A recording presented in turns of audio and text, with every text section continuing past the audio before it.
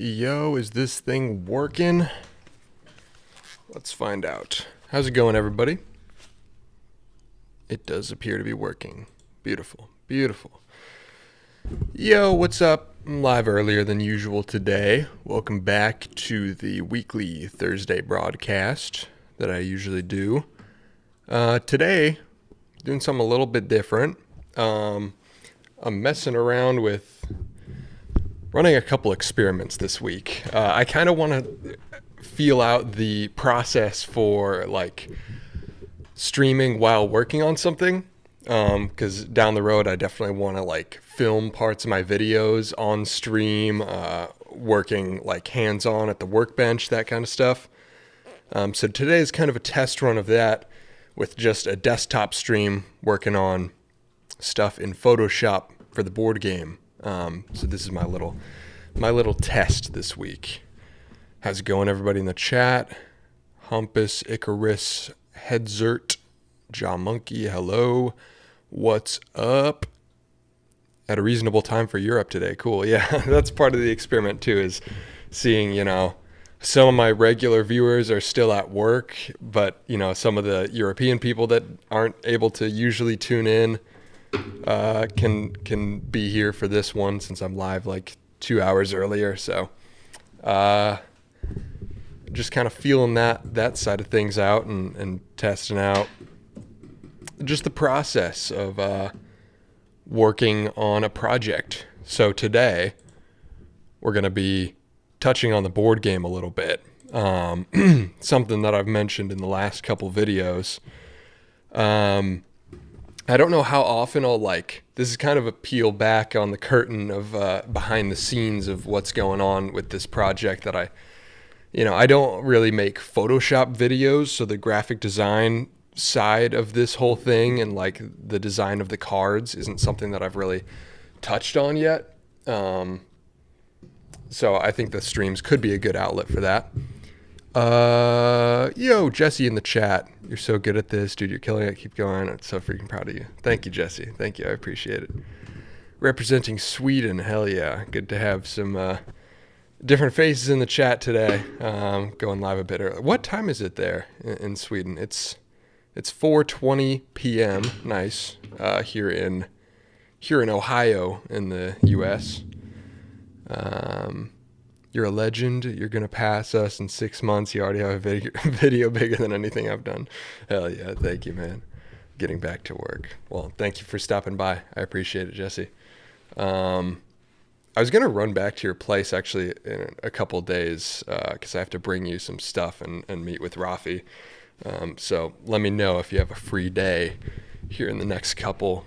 Dang, man, almost 18K. Yeah, we might cross 18K on the stream.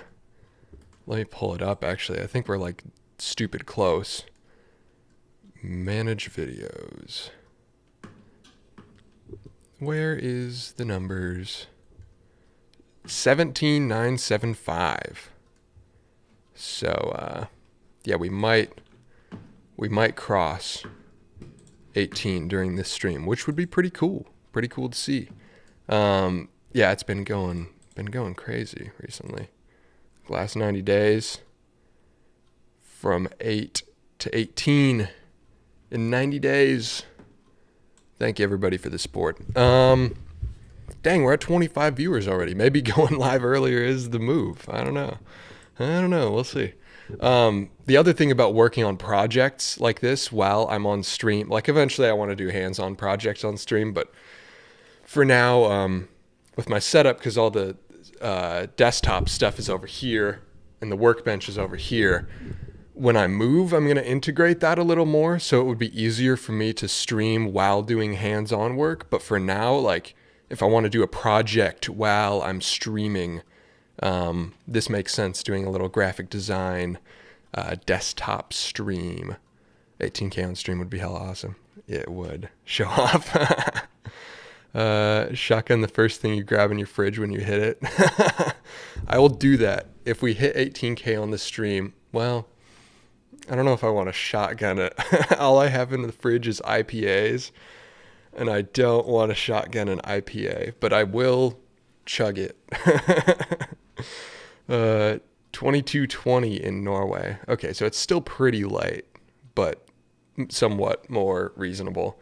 It is a tough balance. Like people on the West Coast, for people on the West Coast, it's 1:30 p.m. right now, so it's a thing. But as I'm doing more streams and also longer streams, this is something I was going to talk about, is like doing projects on stream instead of just chatting back and forth, like pads out extra stuff. So like I could feasibly see myself being live for like 4 hours today instead of 2 hours. I don't know.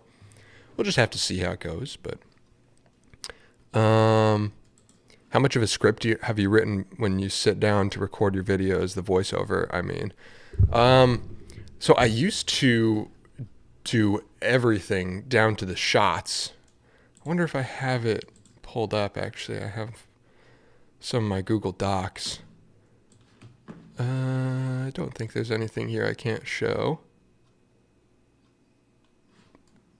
Yeah. Okay. So, I lost my chat. There it is. Yeah, this is like what the scripting looked like for some of my older videos. So this is the car dashboard. It's like perfect car control center. I'm working out titles, thumbnails, and then this is like the whole thing.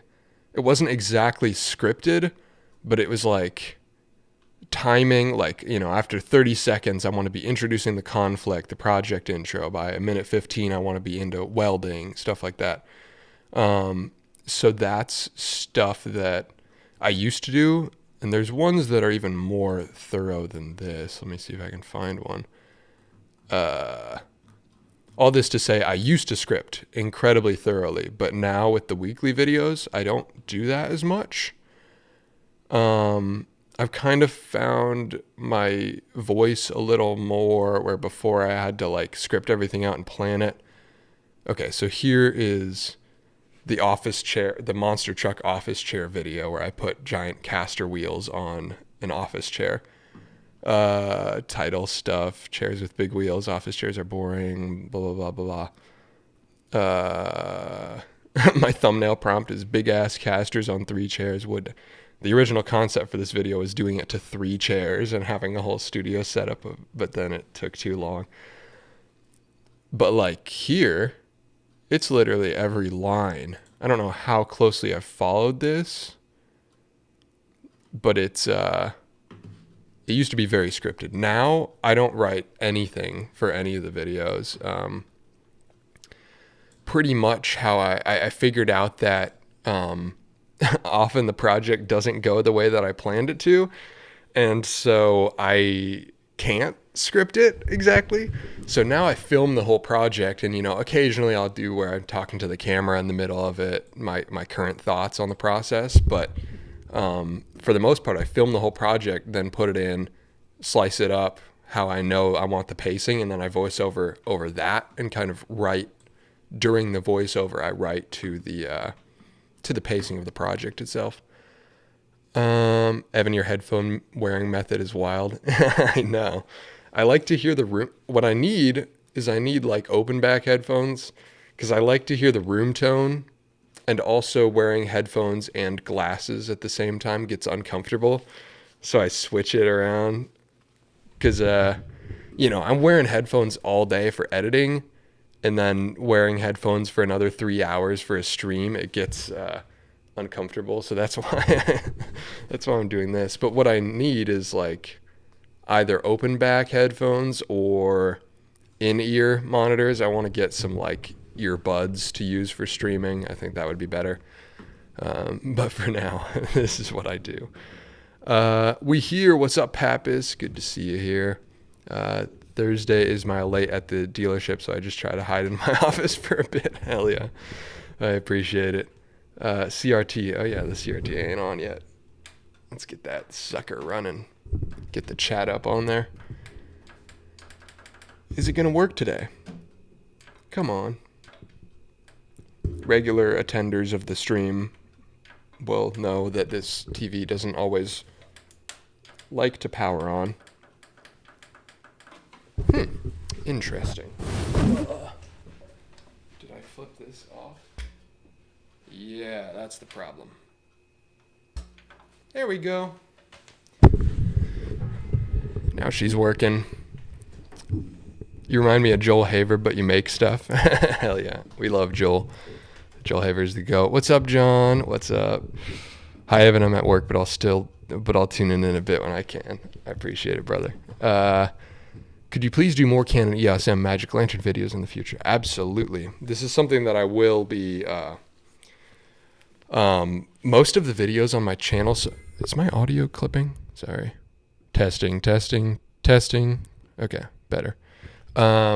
Most of the videos on my channel could get a follow-up because of the nature of like the shoddy DIY stuff. Like everything in my studio is a work in progress. So, why did I take this off? Nah, I don't need it.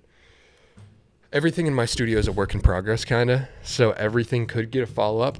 And the EOS M video is definitely one that needs a follow-up because, my solution to fixing this thing when it was broken, the issue was like the battery door didn't register as closed, and so it didn't like to power on.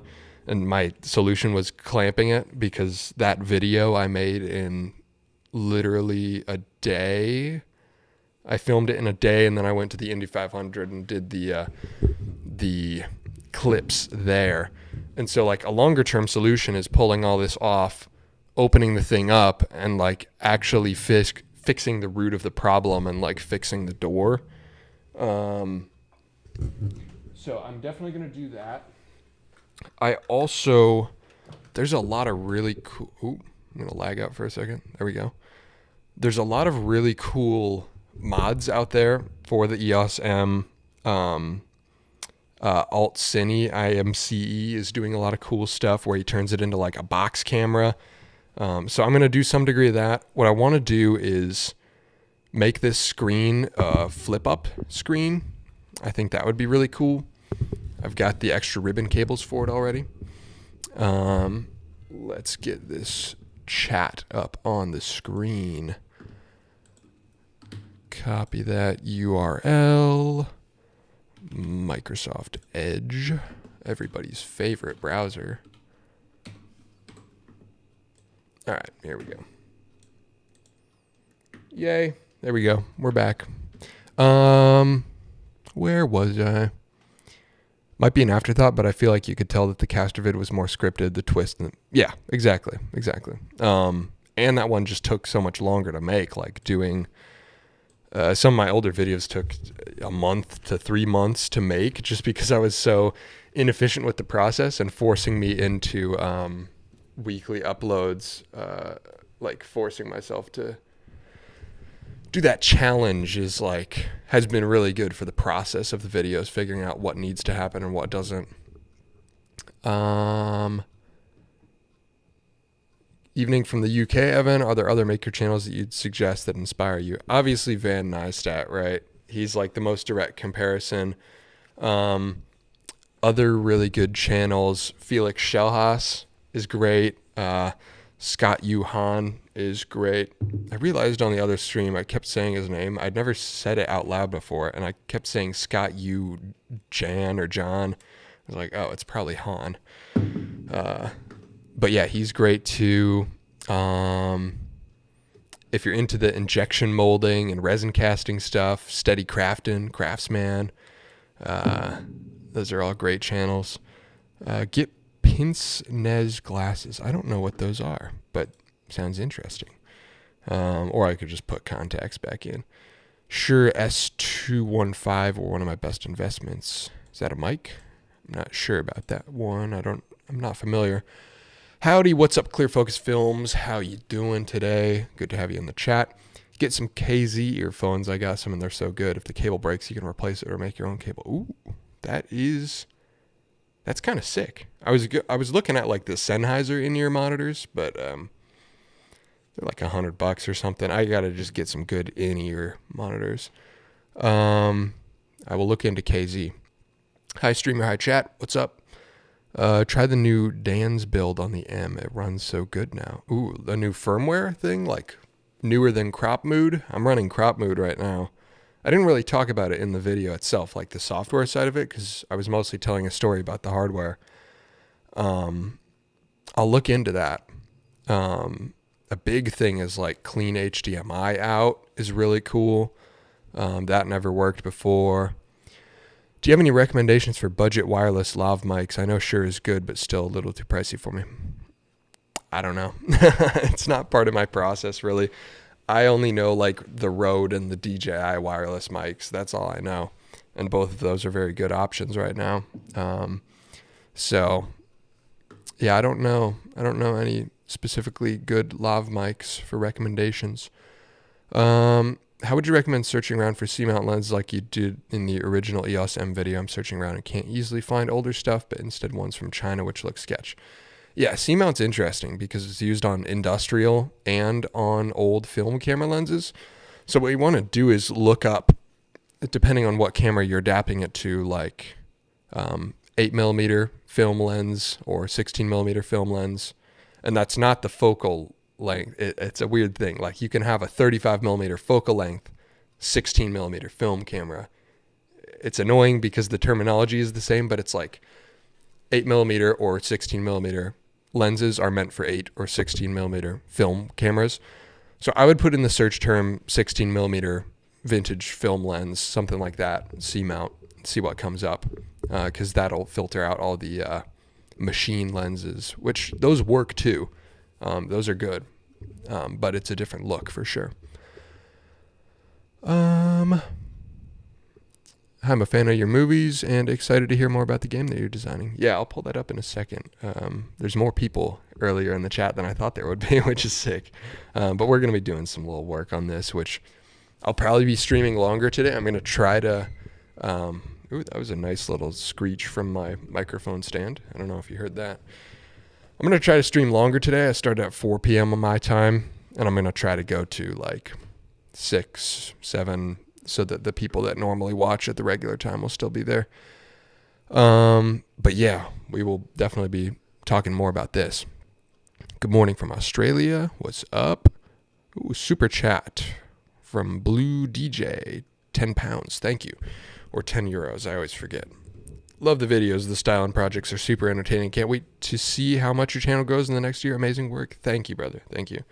I appreciate the direct donations a lot. They help out. Thank you.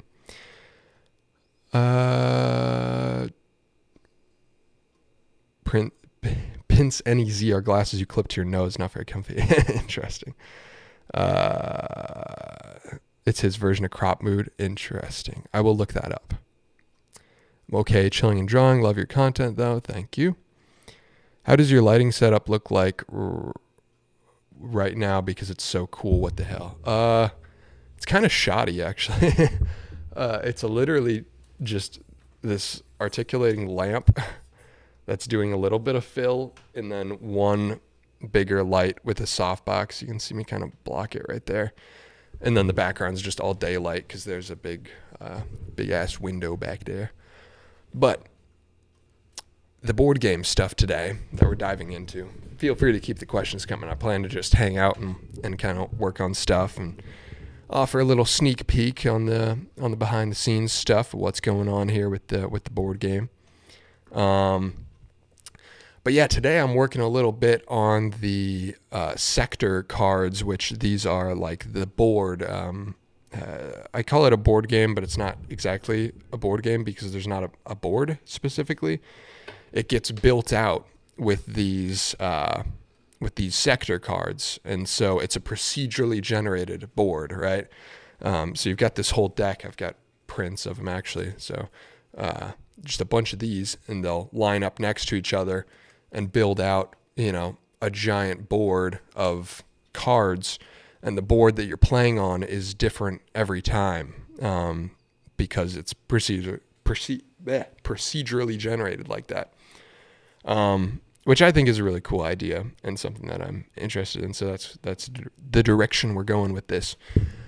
But these need some tweaks right now. I've been doing some beta testing, and there's some minor UI stuff that needs to get changed. This is still very early in the grand scheme of things. The whole process is, we're very early on. This file is still titled Sector Mockup. It's not even titled Final or anything.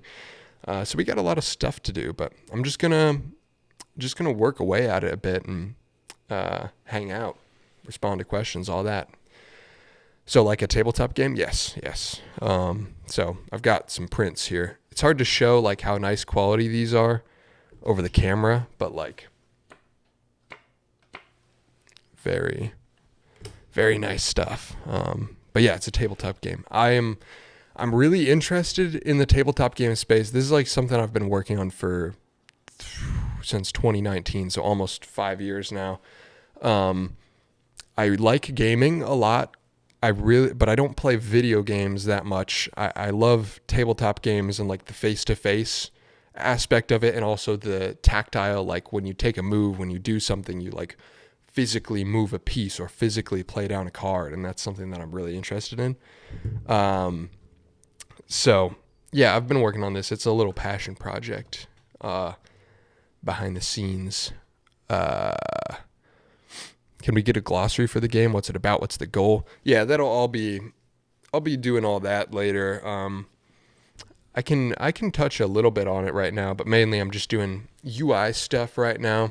There will absolutely be, because this is still, like 6 months to a year from being released in any way. There will be definitely some stuff of like sending out beta copies to people in the community for you to test, and like there'll be a lot of ways to be involved down the road. It's still very early right now, so I'm just getting it to a point where it's like palatable and easy enough to learn for new folks. Generally, the idea is it's a spaceship exploration game, and so you have these cards. This is a planet, but there's other ones that are just blank spaces, and so you're exploring this procedurally generated board and looking for these planets to bring back certain items, and that's the goal. It's kind of a capture the flag or like exploration game where your goal is to get out, explore, find these planets, bring stuff back to the home ship, and beat your other players to it, and you can there's a lot of ways to play where you can play exploration, you can play, building up your ship near home and getting really powerful back there. And as soon as somebody discovers something, you go out there and beat them to it. You can stay by the home and wait for somebody to bring something back and just go full out attack aggro strategy and screw them over and steal their stuff. So there's a lot of ways to play it, but in general, it's a spaceship exploration item retrieval game. What company printed them? Right now I'm going through it's called Q Printing in Hong Kong, but I'd like to get it back in the US. I'm planning on manufacturing like everything for the game myself except for the cards, because cards are like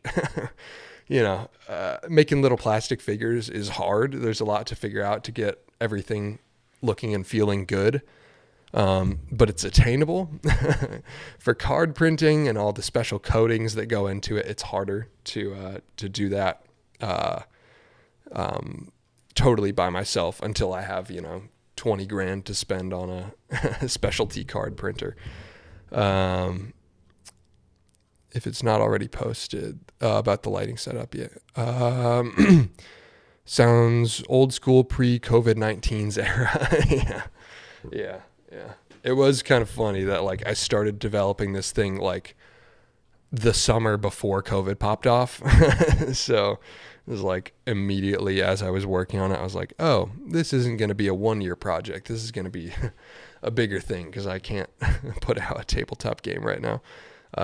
So I'm very excited about having this thing in a playable state. Well, it's playable right now, but just doing some UI fixes, and then I'll send out to beta testers, people in the community that want to be involved and have some input on the project. It's EVE offline. That's sick. Yeah, totally. Congratulations, man. You gained 1K since the last stream. Hell yeah. Yeah, thank you, man. It is growing crazy fast. We might break 8K today. I'm going to check actually. What? 17,976. So we need 24 more. Yeah, so that's the general idea of the game. There will be like full-length videos as the project gets later on about like, there will be a proper introduction to it. This is just, for the stream audience, being a little behind the scenes and earlier in the whole rollout than everybody else. What sci-fi genre are you drawing from? I don't know. I don't know that I know like terms for different sci-fi genres. It's definitely cartoony. It's a little goofy cartoony. Like the final artwork for a lot of stuff is going to be like a claymation style. Like those old Pokemon cards with the claymation. So that's definitely something that I'm drawing inspiration from. Bergen, what's up? My wife used to call me an overgrown ruin. I don't know why I read that, but thank you, Bergen. What's up? I've had experience with a company called the Game Crafter. Good results and price for the small batches I've done from, and they're located in Wisconsin. Yeah, I've ordered some from Game Crafter. They don't quite match the quality, but that was years ago, so maybe it's better now. And the prices weren't quite as good, but that is potentially something I'll be going through. So, the actual stuff that I'm working on today, let's get rid of some of this. This is a big old modular template with all the stuff on it for all the sector stuff, for all the planets and spaces. There's like asteroids and wormholes and stuff, so I'm going to get rid of that. This is going to be just a bit of a graphic design stream. I don't know how interesting that is to y'all hands-on workers, but this is what we're messing around with today. So, the base of this card template is, the spaceship background and the grid. So there's 9 spaces on each card. Something that I've been wanting to change is these grid lines. What does this mask do? Oh, I see. The grid lines are linear right now, which can be confusing because when you're laying out cards, there needs to be a specific orientation, and there's not a clear direction of which way is up right now in this UI. So I want to add like a slight chevron design to this grid so that it still functions as a grid, but like reads as, this way is up. So like, a little arrow to each of these that provides an orientation to the cards. So that's the first thing I'm going to mess with. Do you have a Kickstarter in the cards or future expansion or just keeping it close knit? Yeah. Originally I was going to put it out via Kickstarter, but now, part of the reason I've been doing YouTube is like, I think it's a fun idea to kind of do a homegrown, like involve other people in the whole process, not just the Kickstarter. So that's something that I, what was I talking about? It's kind of hard to talk, and this is part of the experiment today, is figuring out how I like streaming while working. Keeping it close knit. Yeah, no, I like the idea of like having everybody involved along the way and then not needing to do like a big, because the way that like most tabletop games come out is a 1 month Kickstarter campaign, and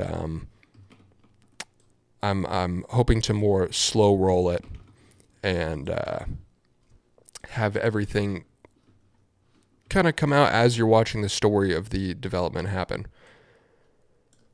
Okay, so I'm merging all this together. Did you use Illustrator? I'm using Photoshop for this. Why am I not seeing transform controls? There we are. Yeah, I use Photoshop for this because it's not vector based as much. I'm going to add a 5-degree tilt to this. That looks good. 5 degrees. And then another one 5 degrees the other way. Transform.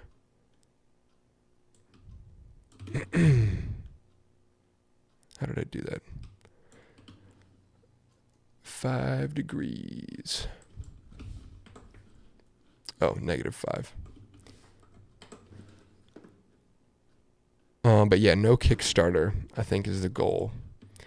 Because another thing with Kickstarters is that everything comes out slower. Like, everybody puts out, like, the big season for Kickstarters is March, and then you get delivered by the holidays. And I want people to be able to get them sooner. So at that point, there's not really a point to crowdfunding in general. Did I do this right? Let's see. Center these puppies vertically. Oh, that didn't work. Patreon the game, maybe? Possibly. I have thought about something like that as like a buying into a system sort of thing. But I don't know. The first versions that are going to come out is going to be like a very base game version of it, because the part of the concept of this is like allowing for a lot of expansions and stuff like that. So it's going to be like a small base game that comes out first. Let's see. Let me select exactly half of this. 3288. What's half of 3288? 1744? 1644? Yeah, right there. This is going to be a slower paced stream than normal, but something I wanted to mess around with. So we're doing the chevron. So I skewed them all, and now I'm going to copy that part that I'm saving, and then take the other half. You see what I'm working on here? Giving it a clear upwards direction so that you can kind of tell which way is up. Something like that, which I will do for each line, I think. I think that's going to look a bit better. This is not 6 p.m. EST. Yeah, I know, I lied. I lied in the Discord. Obligatory Discord shout out, by the way, for those of you that aren't in there. Link is in the description. Come hang out. There's lots of cool people working on all kinds of projects in there. And I put in this in there that I would usually stream at 6 p.m. and then I was like, nah, I'm going live earlier. Screw it. Because I just got back into town yesterday. The whole video I put out on Tuesday was like fully edited and voiceovered on the road, which I don't normally do. And then I came back last night, and so today was kind of just me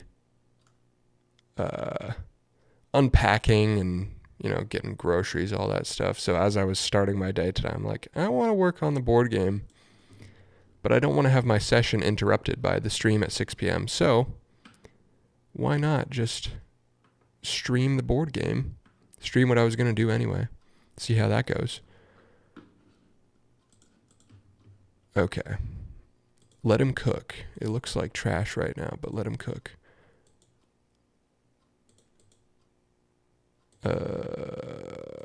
Yeah, there we are. Okay.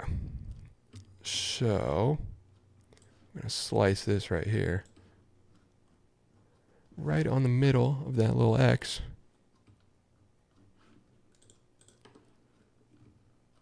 Yeah, we're getting somewhere. Do you stream every Thursday? Yep. Usually every Thursday. It'll probably take a short break as I'm doing my move in the coming weeks. because it's going to be hard to stream while I'm kind of tearing the entire studio apart. But for now, for at least the next 2 weeks, we'll be doing normal Thursday streams. Then I'll try my best to get some streams in through the move. But we'll see if that actually happens. Okay, we're getting somewhere. So now I gotta slice this one. Oh no, that's the wrong one. What did I just do? I tell you what, it is a little harder to think while I'm streaming, but this is the experiment. Okay, so I gotta delete all this junk. Again, if you're just hopping in, today we are just doing a little bit of grunt work on the template for the board game. This is the board. We're just roughing it out right now for the beta testing versions. Nothing is too high pressure right now. Just getting little UI changes in place for the beta testers and kind of ironing out the ideas that I'm going to use going into the final version. The way I usually do this kind of thing is that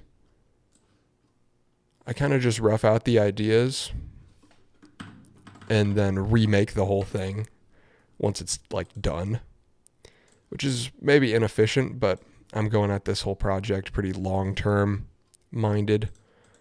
So that's just the way I like to do things instead of, sometimes you'd stress out about getting something done perfectly and then the whole idea goes into the trash anyway, and so all that work didn't really necessarily matter. Where's my original? I just gotta line this up. Okay, so I'll bring these ones up. Where are we at on subs? Let's check. Has it updated? 17,981. 20 subs away. We're getting there.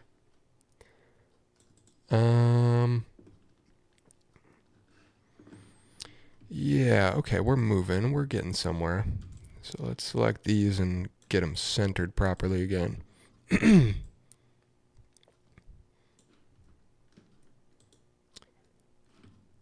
I hope you all enjoy the more chiller working vibe of these streams. Don't know how much of this kind of thing I'm going to do, but it's something I wanted to experiment with today. It's also kind of funny, like, much earlier in my whole YouTube journey, and I was just experimenting with it in my parents' basement after I dropped out of college. I used to stream working on this board game every day, and I would stream to like 2 to 4 people. It would usually just be my friends. Why did this line get extended? How did that happen? Interesting. Let's do a little janky fix. Oh yeah, all the outer glow is separate. Sick. Yeah, and I used to just stream working on this every day, and occasionally, my friends would pop in and stuff, and it would be 2 to 4 people. So it's kind of funny that the last time I did a Photoshop stream working on the board game was 120 subs, 2 viewers.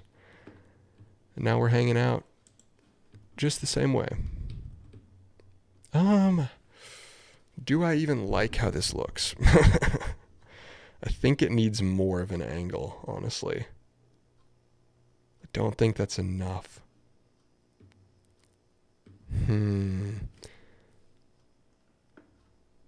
Honestly, after a long day of listening to my teachers yapping, this is great. Hell yeah. That's what I'm going for. I know that my streams are usually a little higher energy, talking back and forth with the chat the whole time, but this is just how I work. This is how you're just tuning into a session of me doing what I would be doing at 5 p.m. on a Thursday anyway. Okay, this is jank, but I'm going to do this just to visualize where I want these chevrons to be at. Just a quick liquefy and see like what kind of angle I like. I think I want it to be like about there. So I'm going to angle this up more. Bergen, they'll never love you like I do. I appreciate you. Bergie's one of the day ones. The vibe. I'm glad we all found you. Hell yeah. Thank you.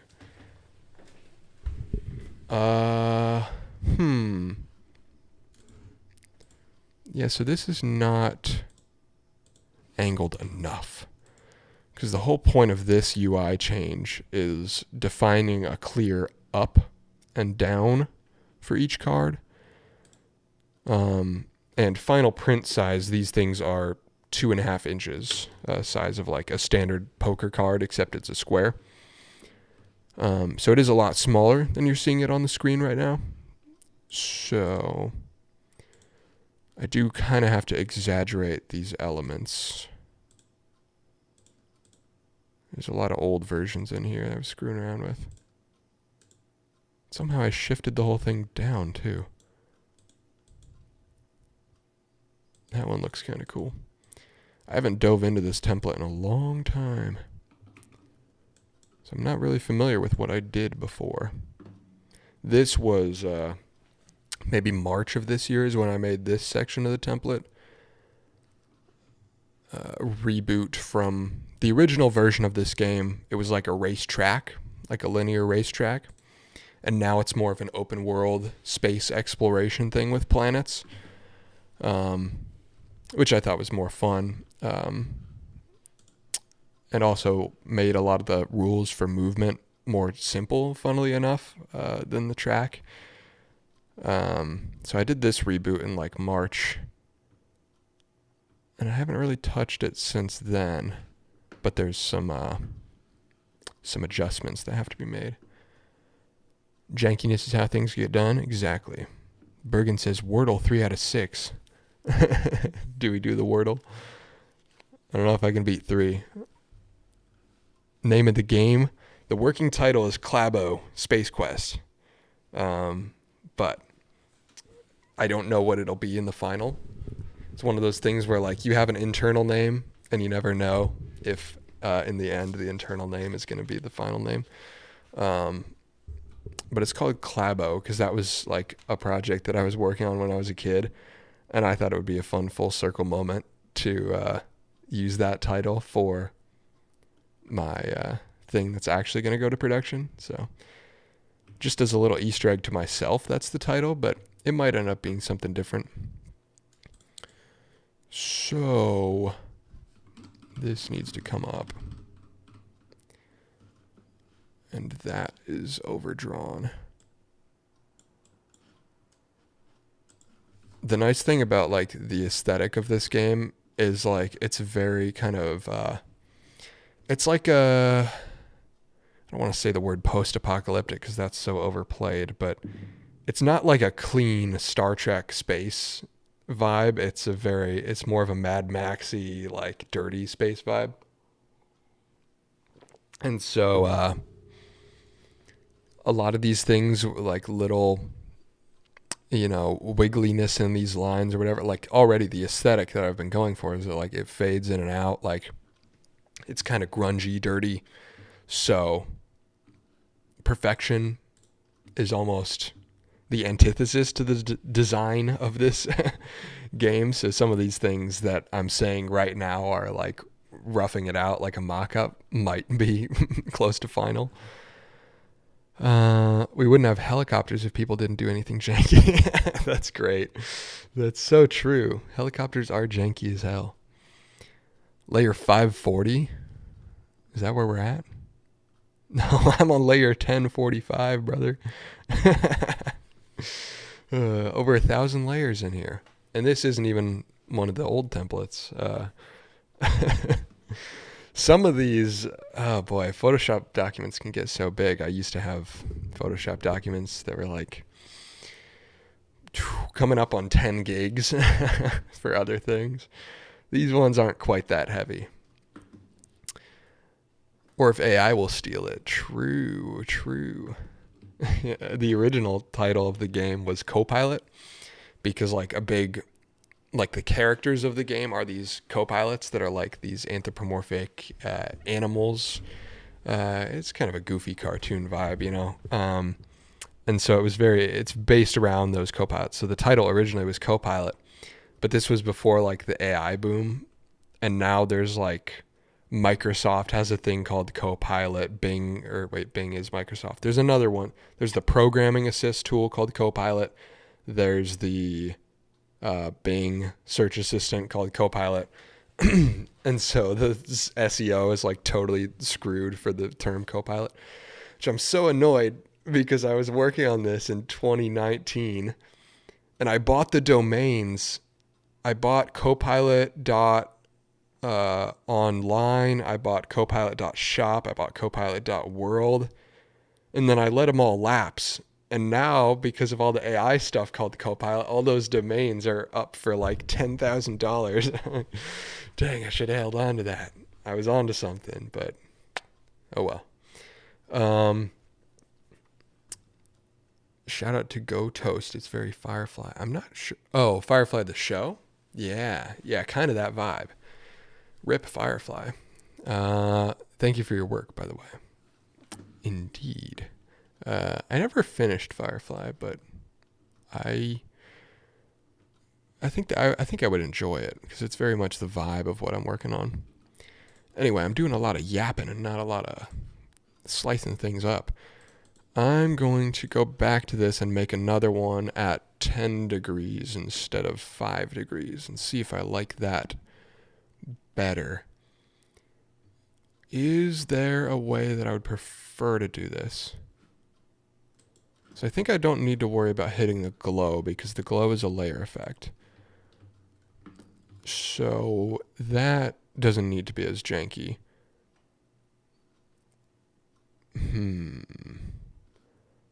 Do I have... How do I pull up my grid line? There they are. There they are. Let's add some grid lines so I can do this properly. So we start at 141, I believe. Center line is 1644. And each of these is... I'm trying to remember if I know off the top of my head, but I'll probably have to measure it.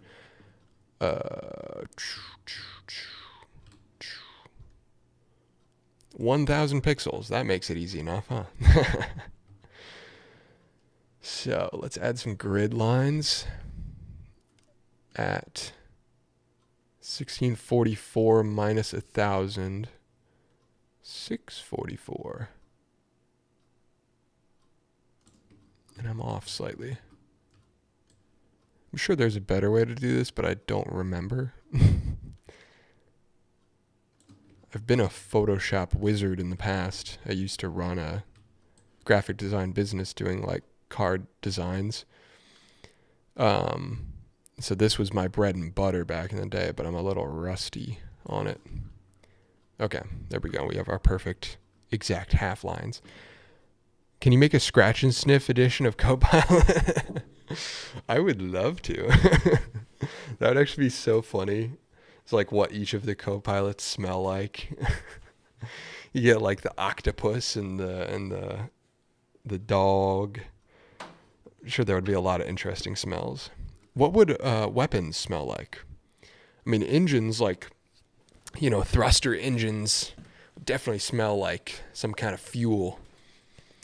What does a gun, I guess just hot gun smell? I don't know. Upvote. Yeah. Scratch and sniff. How was Dune?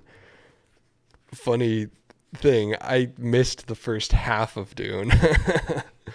I was talking about it on the live stream last week, and I was like, yeah, I'm excited to see that. Because I was going to visit my friend that flew in from Colorado and watch Dune with him, but unfortunately, I had a lot to do. Like, all the pista cameras that you see in the last video of me talking to the camera, explaining how things went, and actually the final tests, like, of the epoxy injection mold, all of that was that day. So I worked on that all morning up to like 3 p.m. The movie was at 10 p.m. and I was 5 hours away. And so I was like, all right, I probably worked on the video until like 4 p.m. And then I had to pack everything because I'm also moving. So I had to pack the car full. I had to hit the post office. And then I had to change the brake light fuse and then a headlight bulb and then add engine oil to my car. So I had a lot of stuff to do before I left, and I ended up leaving like an hour and a half later than I should have. And so I got there like more than halfway through the movie. But of what I saw of Dune, I enjoyed it. But that was kind of a shame. I also meant to rewatch the first one while it was on Netflix, but I didn't. Didn't get a chance. So eventually I'll rewatch the first one and then watch the second one. The nice thing is I have a talent of forgetting things. So I'm just going to erase my memory of everything that happened in Dune Part 2 that I watched, and I'll just simply forget it. And then I can watch it for the first time again later. My brain is so full of random facts about tools and materials that I can't remember for the life of me what movies are about. Let's transform this sucker. Bring her up. How many degrees are we going this time? I'm doing it the right way this time. I want 10 degrees. I'm actually properly measuring things this time. So no worm popcorns. No, I also didn't realize that was only an AMC theater thing. And we saw it at some other, it was Flicks Brew House in Indianapolis, which I've never been to. Like, I've been to some nice movie theaters before where they have like the reclining seats and stuff, but this one was like in front of each row of seats in the theater, there's like a bar, and there's like a server that comes out, and you can like order drinks and stuff, which I've never been to before. But unfortunately, it was not an AMC, so there's no Dune popcorn bucket. That seems slightly off. Right there is where I want it. Oh, I selected wrong, I guess. No, I selected correctly. Interesting. Transform, vertical, -10. And then we'll align this sucker properly. I don't know if you like old cheap lenses, but Dune Part 2 was filmed mostly on a Helios 44 and a Jupiter 9. I actually saw on Instagram, I don't know if I follow them, but they're in my feed all the time, the company that rehouses old lenses. And I saw the rehoused lenses that they used for Dune, and it's so, so sick. Actually, I want to pull that up. Dune lenses. Let's see if I can find them.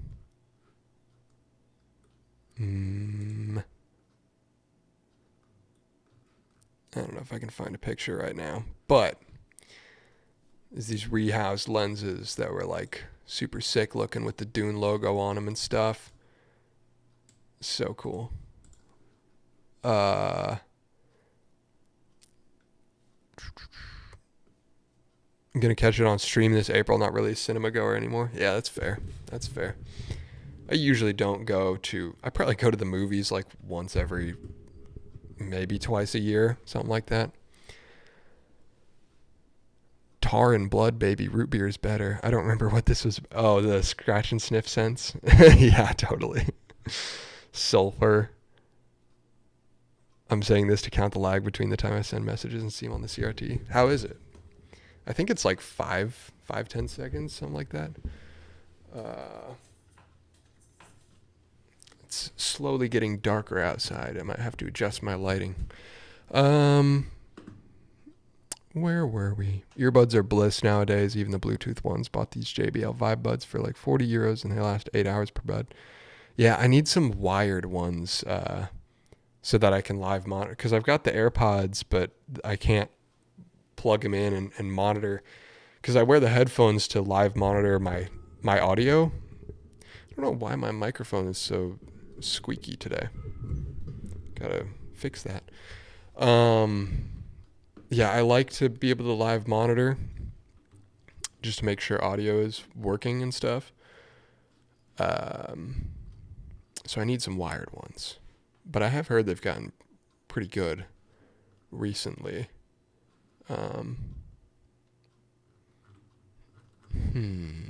Okay, let's do the chevron on this center section.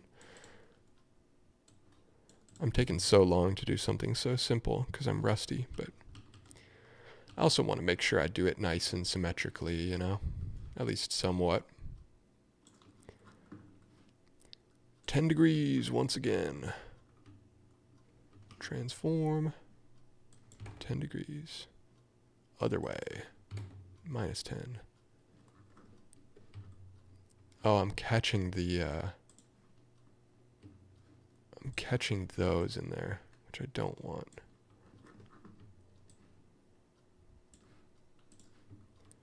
Transform.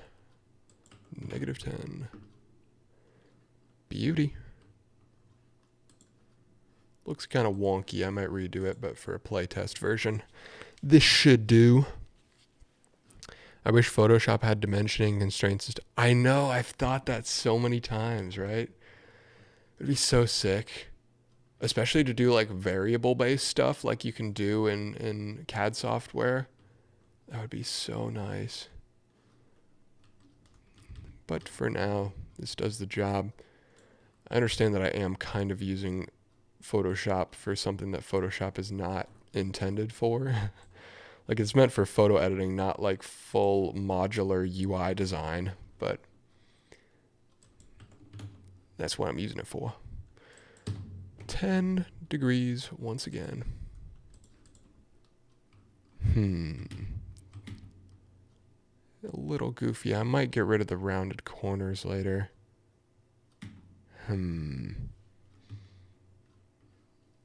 Yeah, you know what? I don't like the rounded corners, I think.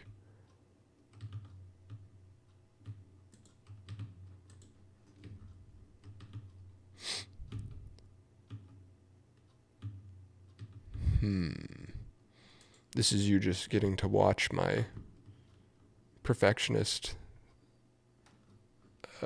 me indulging all of my perfectionist whims. This is my outlet for perfectionism. Because I can't really do that with videos as much as anymore. Putting out videos every week. So like, this is my little, the board game is my darling that I can take as long as I like on it and do things however the hell I want to. 10 degrees. Let's just finish it off and look at it and see what I think. There's definitely a way that I can snap this to the guidelines, but I don't remember. The lag is 9 seconds. Okay. I can set it lower to some degree. That's something I can adjust, but the lower latency you set it to, the more quality loss there can be. Because it has to encode faster. Oops, not that way. Vertical 10. 0. 10. -10. There we are. Which is impressive because I'm in Atlanta. I don't know how much the latency is. But I mean, that's not super far. Yeah, I don't actually know much about like how different latency is based on location. I guess that's a thing for like game ping and stuff. I don't know a ton about that. But 9 seconds is pretty good. Vertical, 10 degrees. There we are. All right, we have an chevron design. Let's bring these down a touch. Oh, that's not what I meant to do. Or is it? Oh, I made a copy. That's what I did. PC specs. Not amazing. I've kind of been having trouble. Oh, they aren't even aligned. I'm doing something funny. Yeah, I built this PC a couple of years ago, and it is not holding up as well anymore for video editing. I built it for Photoshop, so it's got a ton of RAM. I think it's 48 or 64 gigs. I don't remember. I think it's 2 16s and 2 8s. But that's DDR4 because that was from a couple of years ago. That's mainly for Photoshop, where I didn't need as much other stuff. I just needed, decent CPU. Well, I guess CPU is pretty important too. But RAM was my big problem. So I think it's 46, 48 gigs of RAM. GTX 3060 Ti. The big problem right now is the processor. I'm on an i7-10700, which is a little behind these days. For video editing, my laptop is better. Okay. The chevron design I like, actually. It's just the rounded corners that are bothering me.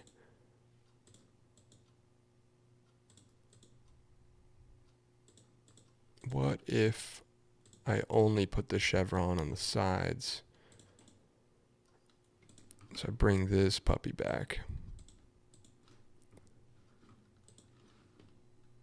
And cut out this one. Just mask it off for now. Oh yeah. Oh yeah, this is it. This is it. Yeah, that's good. This is a solid design. Let's make copies just so I can check. So that is the grid outside. And then we're looking at this chevron thing versus that. I think that I like this version.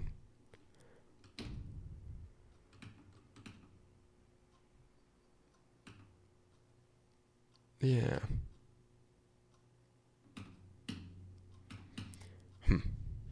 Something feels off about those lines.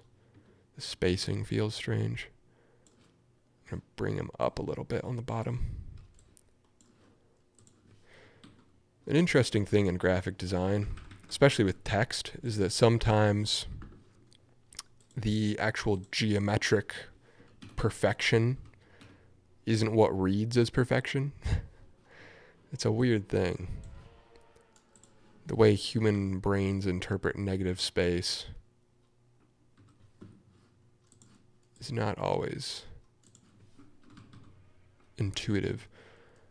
I'm not too worried about these being exactly lined up right now. Yeah, okay. I like this.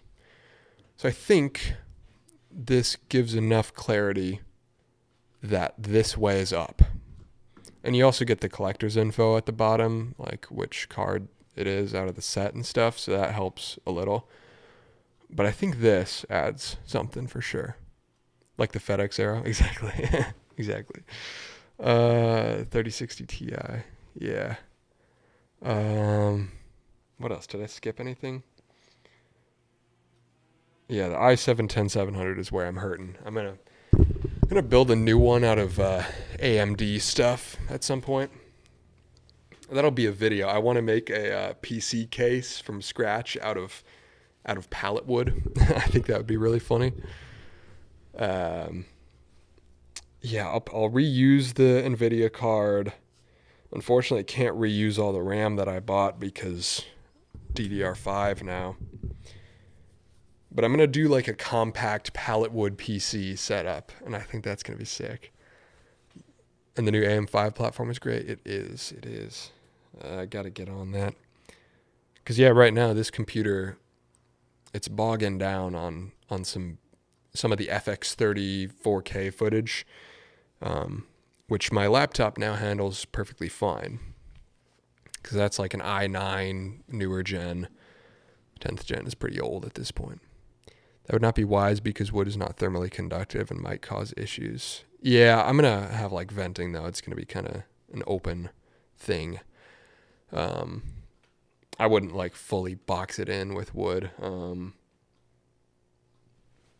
Yeah, that would be so. I want to have like just a shit ton of fan mounts because I love that. I mean, fans are tough for audio. Like when I was building this one, I was concerned about voiceover audio because like the PC is right here. That's why I keep looking down.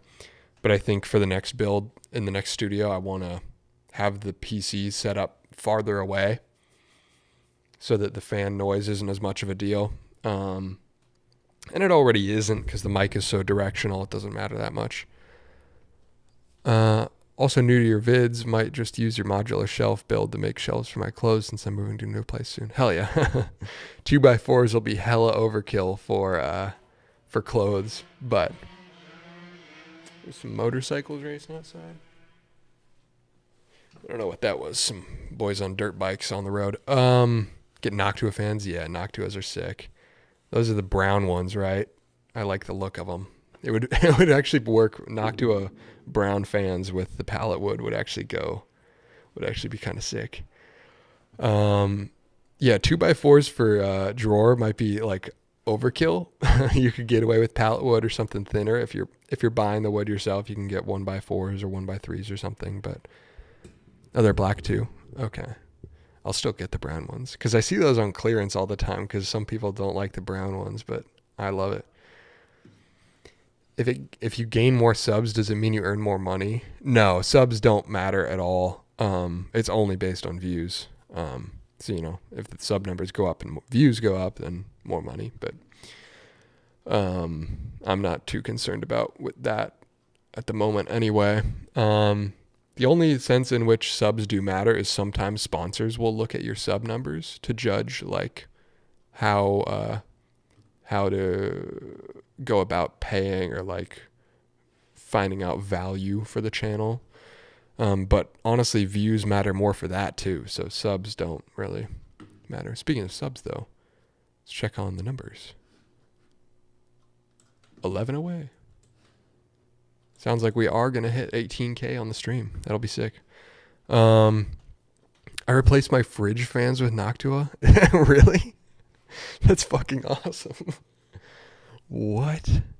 Did you like wire them in with a separate power supply or did they run at the same voltage? That's crazy.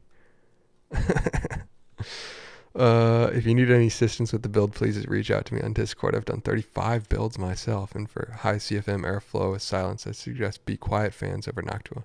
Okay, I'll look into it. Yeah, I've only done 3 PC builds, so I mean, I'm not inexperienced, but I haven't, I don't know a ton, and I have to relearn the market every time because I, rebuild a PC every 3 years, and everything's totally different. Last time I did a PC build, it was like 2021 peak of crypto insanity, and well, that's coming back now, so I don't know about the peak, but it was the last cycle of crypto insanity, and so graphics cards were insane. And then I got the 3060 later on. Brown ones are for hardcore peeps where performance over aesthetics. Exactly. Micro Center has 7800X 3D motherboard and 32 gigabyte DDR5 for $479. Damn. That's a great deal. Yeah, I'll look into it soon. Just don't have the funds for it right now, but at some point, PC build, new PC build on the channel will be a thing.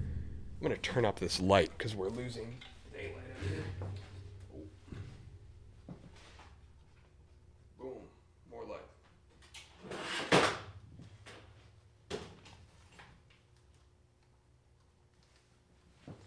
That should be better. Am I blown out? Am I overexposed? No, we're good. Beauty. I'm gonna turn it down a little bit from that.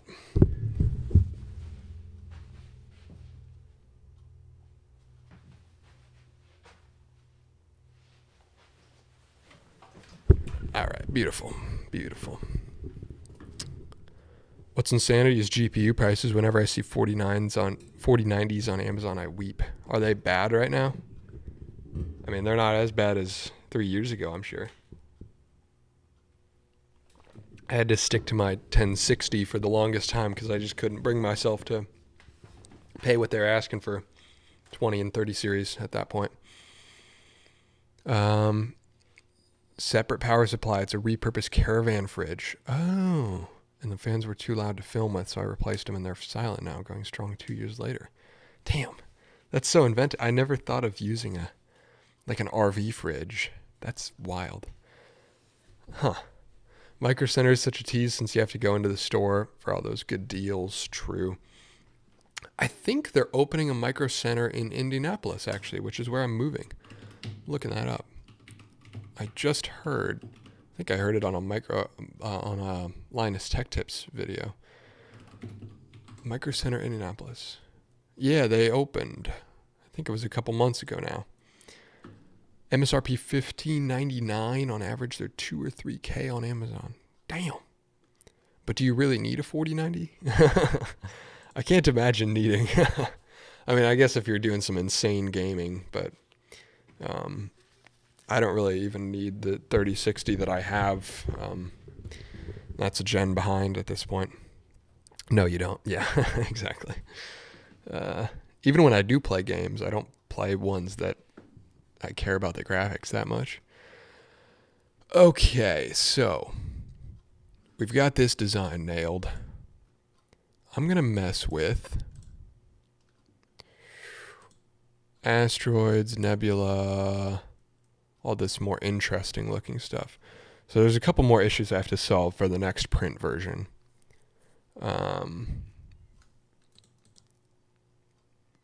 Asteroids are too dark.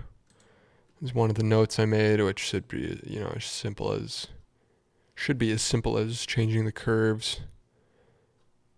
It's always a little hard to tell, how things are going to look in print versus on your screen. There's some degree of color calibration that I can do, but brighten up those graphics a bit so they're a little more visible on the screen. So that's the tweak I wanted to make to the asteroids. The nebula. So the nebula in this game, it's kind of like the chance square in Monopoly. You can go through it, and there's a stack of cards of random events that can happen, good or bad. So the graphic issue with Nebula right now is that I have the graphic coming up to the edge of the card. So when you have one that lines up with a... let's see if I can show you. I don't know if it'll focus because minimum focus distance. But you see how it's like kind of a jarring edge because I didn't fade it off, which I knew would be a problem, but I didn't do anything about it.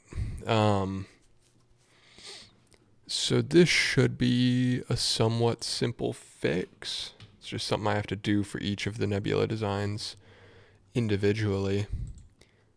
Use my smoke brush so I can just change the mask a little bit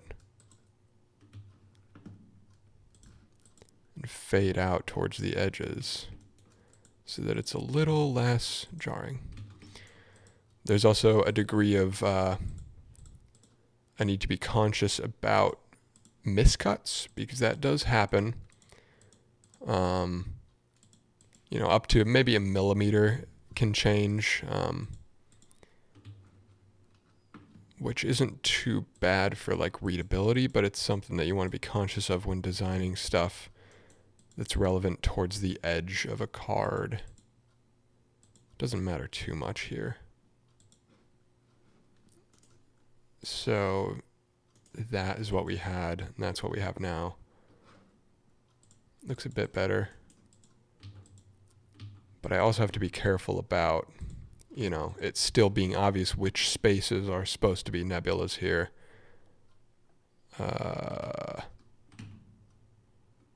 This one is kind of skewed. I'm going to bring this one up a bit. But I also don't want it to look too boring grid-based. Yeah, that's a bit better. So that's pretty clear. Clearly that reads as these four spaces are chance tiles, basically. I'm gonna add a little bit more up there, just so it's extra readable.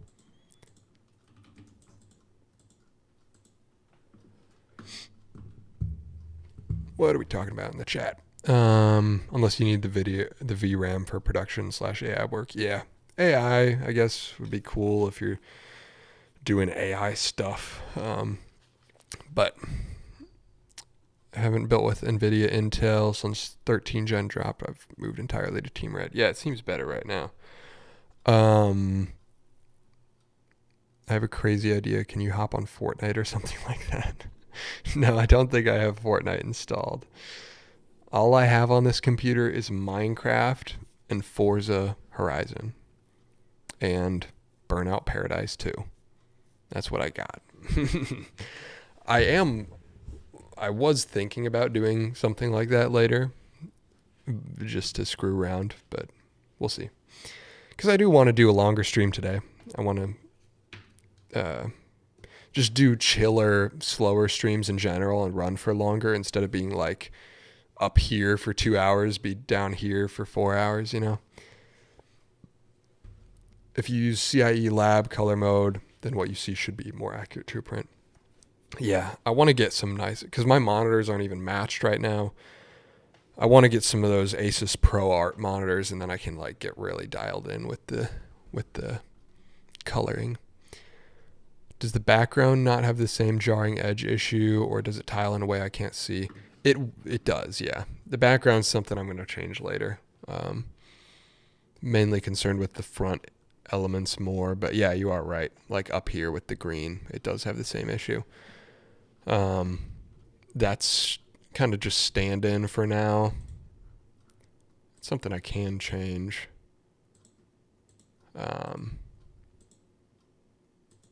Yeah, it's something I'll mess around with in the future.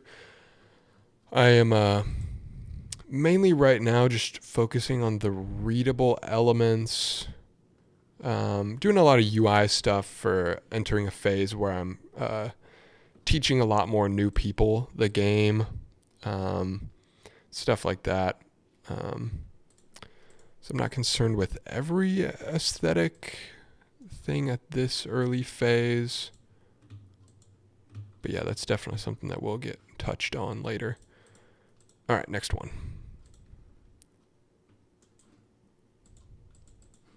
Same thing.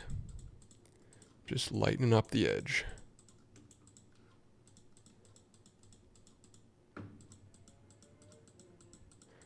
Because it did bother me quite a bit. The background isn't as noticeable playtesting, but this is very noticeable.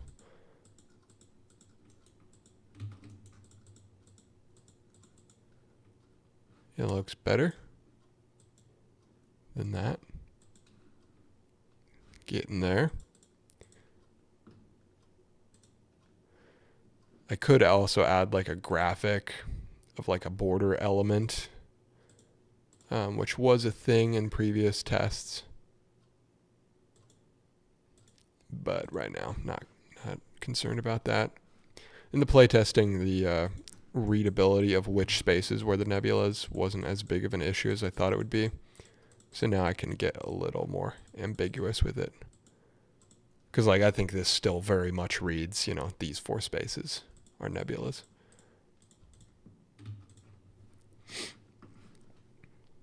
Based Burnout Paradise, yeah. Honestly, I play Burnout Paradise more than I play Forza. I don't play anything in general, really. But when I do want to, cool off and just drive a car around a city, it's usually Burnout Paradise. Because that game is just so much fun to just zoom around. I never buy the newest hardware, waste of money. Exactly, yeah. Play 4K on a 3080, more than enough, and they run cheap at the moment. True. Do you guys hear those dirt bikes? There's so many dudes just running up and down on dirt bikes in the background. How do you record sound during your videos? What gear do you use? So like the live sound is always just a shotgun mic up there, which is the Sennheiser MKE 200, just a tiny little shotgun mic. And then like voiceover is just this mic, the Rode pod mic, running through a cloud lifter, a FET head that adds 48 volt, brings up the gain a little bit, and then it just goes through a basic Focusrite interface. Just record straight voiceover into timeline. That's how I do it. Same thing when I'm using the handheld mic. That's a Shure SM58 that I got for cheap, banged up on eBay. Same thing, record straight into OBS with the interface. Love your content. Something about your style is inspiring to me. Thank you. I appreciate it. Are you familiar with asset generation in Photoshop? There's a way to get Photoshop to generate outputs on the fly based on layer/group names. Like you name a group something.png, and as you update anything in the group, it auto exports. Oh, I've heard about that. I haven't dove into it too much, but it is interesting. Oh wait, I definitely hear the CRT now. Not good. Does it help when I point the mic away? I'm not super concerned about it. Yeah, that's the audio setup. This one, what's going on this one? Let's clean up the edge again.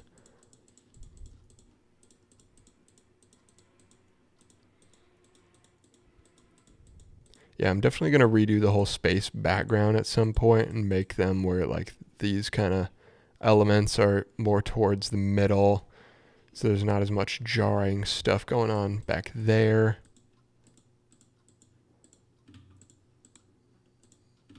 Okay, we're getting somewhere here. This is good. Yeah, I've been wanting to go back and update all this for a while, and I just hadn't found the time, which is partially why I'm streaming it right now. 2 birds, 1 stone. Just see how the people like it.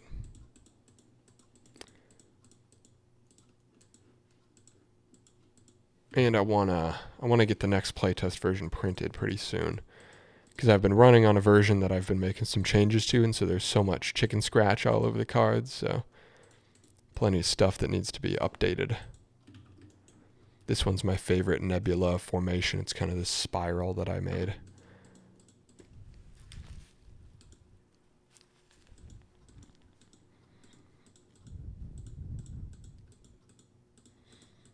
I gotta check on the sub numbers. Did we hit 18 yet? Are we there?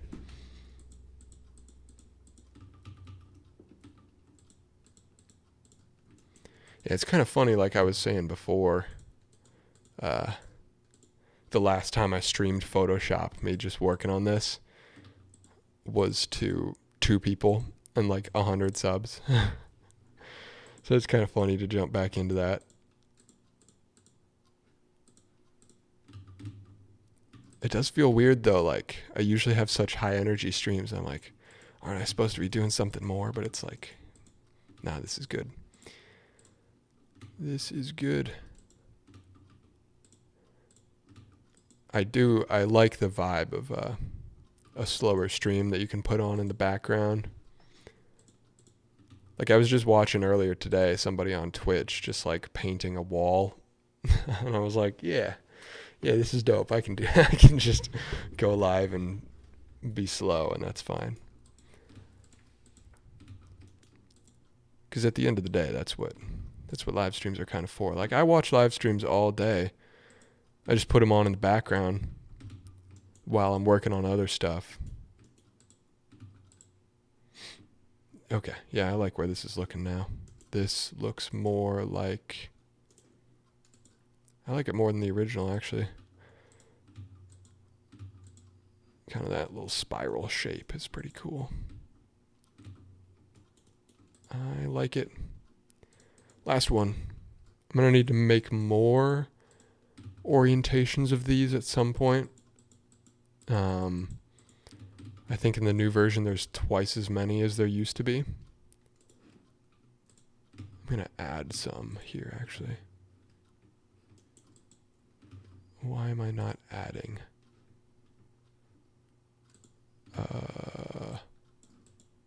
There we are.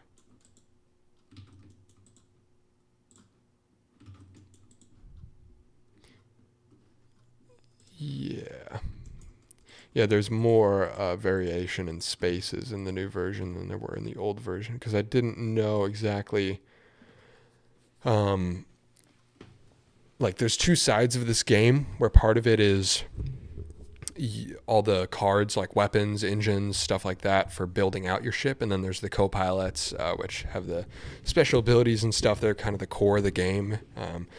So there's the stuff that you build out your ship from, and then what I'm working on right now is the stuff that you explore, the actual board of the game.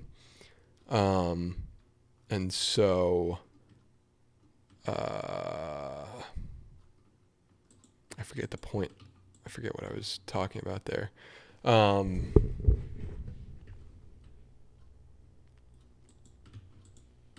went on too much of a rabbit trail and lost it. But anyway, these are the sector cards. Oh yeah, that's what I was saying. The equipment side of stuff for building your ship has been the same for longer, like generally the same system, but I kind of rebooted the space system. It used to be like a linear track, and now it's a more open world type thing. And so in rebooting that, I'm having to redo some of the mechanics of how things work. And so I wasn't sure off the bat how big I wanted that deck to be, like how large space can actually expand as you go out and explore everything. So off the bat, it was kind of small, because I want the game to fit in a small container. I would rather have as least amount of total cards to play the game as necessary, because it also makes it cheaper too for people. And so I started off with a fairly small deck size for this, because I wasn't sure how big people were going to explore. But I ended up liking it more the larger it was. So now it's like a 40, 50 card deck, something like that for this stuff. The equipment for making your ship is a lot more. It's like 80 cards, because there's a lot more variation going on there. So it's like 80 cards and then 50 for the universe that you're traveling along.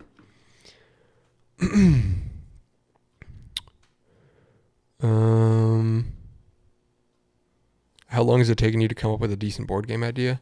I mean, this one's been in the works for like 5 years, and there was definitely other ones that I tried. And this was like the most compelling and fun. Like I did a lot of ones where I got it to a point that it was like playable, that I could play with people.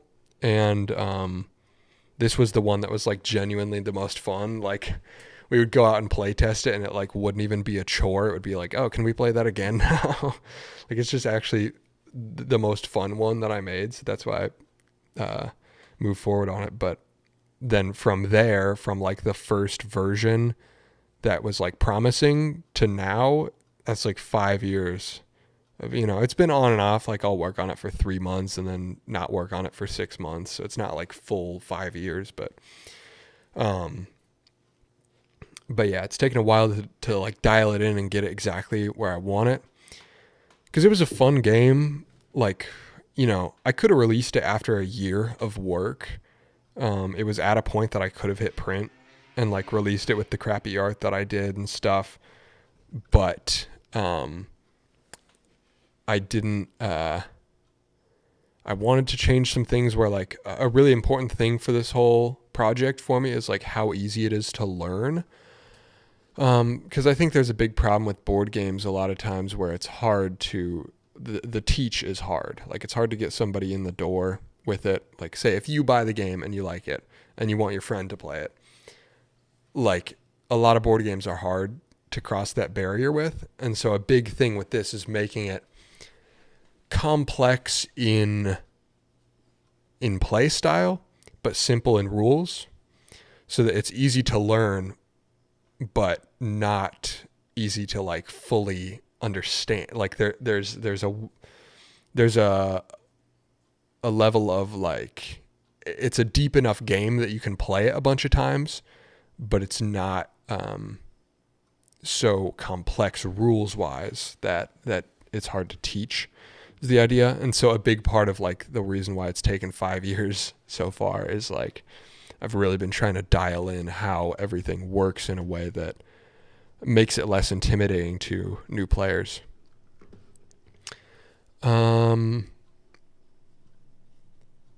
Sometimes the background vid might get too active or something, but your stream is like this calm, cozy nook. I love it. Hell yeah. Thank you. That's what I'm going for.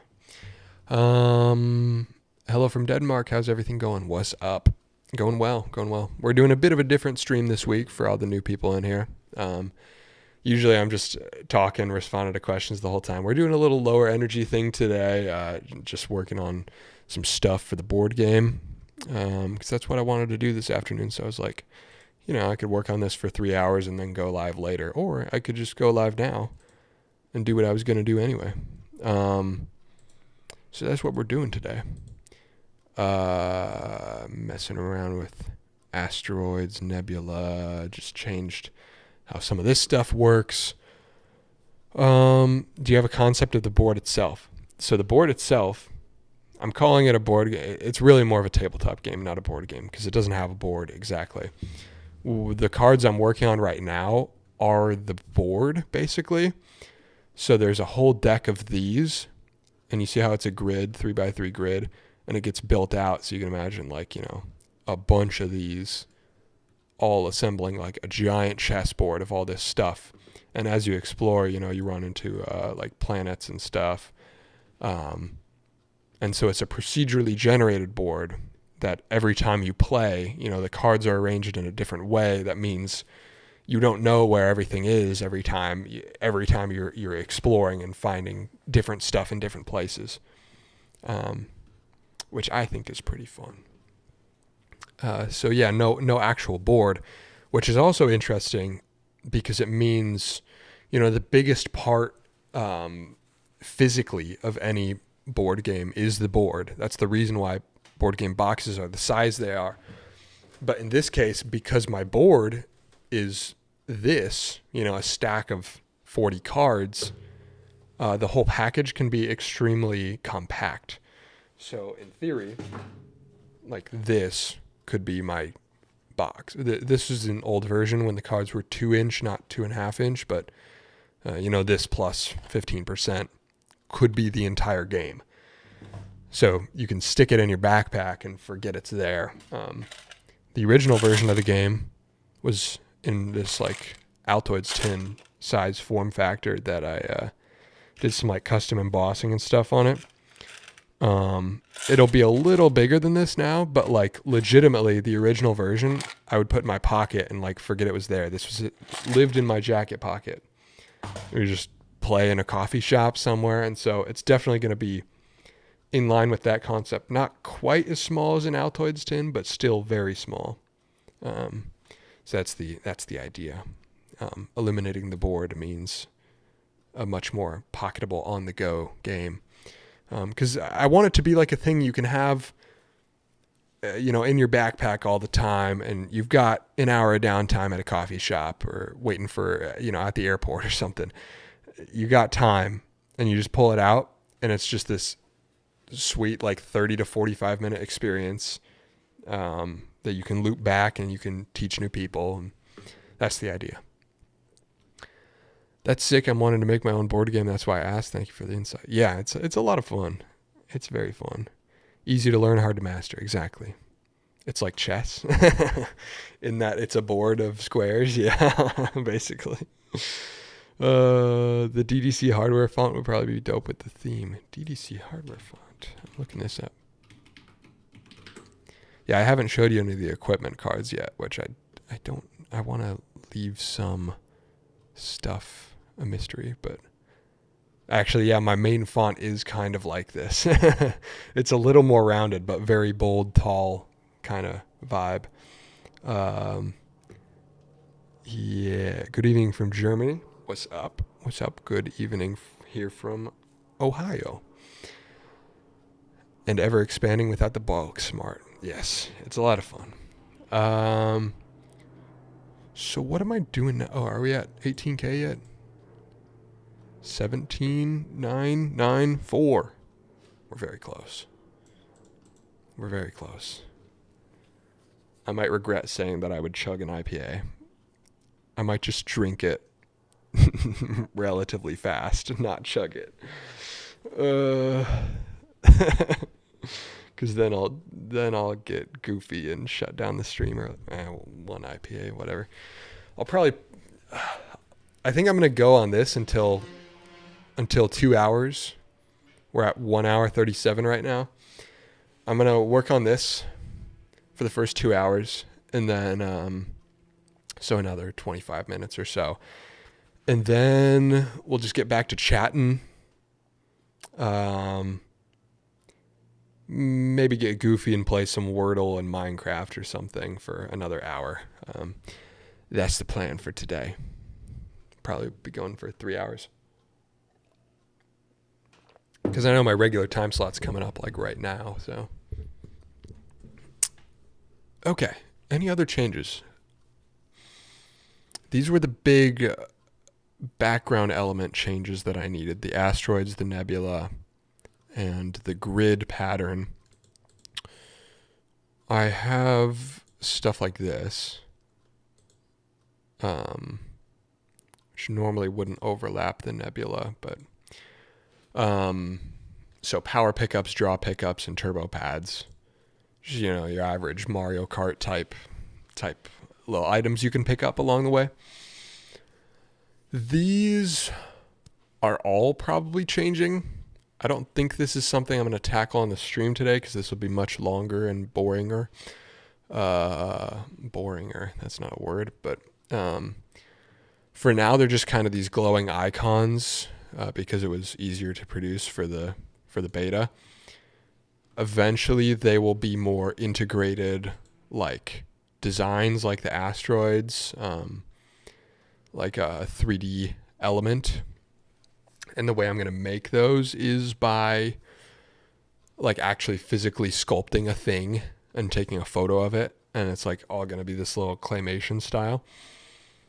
And so the draw things are going to be these little outposts, which I need a little logo for. So I'm going to do that, but not today.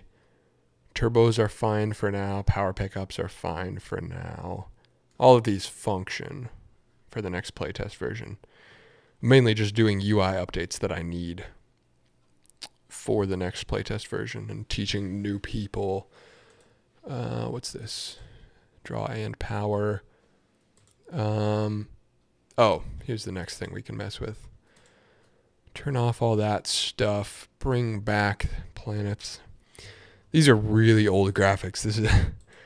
These planet graphics are something that I made 5 years ago, which is why they're kind of blurry and bad looking.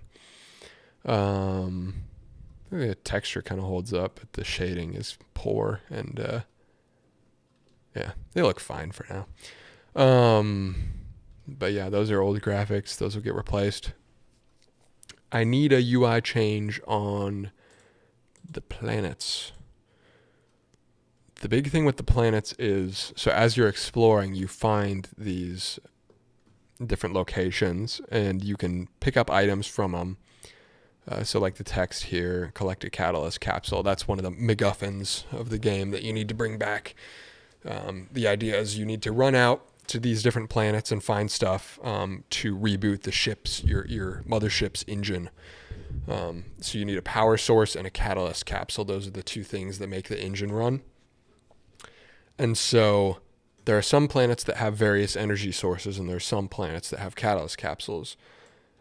And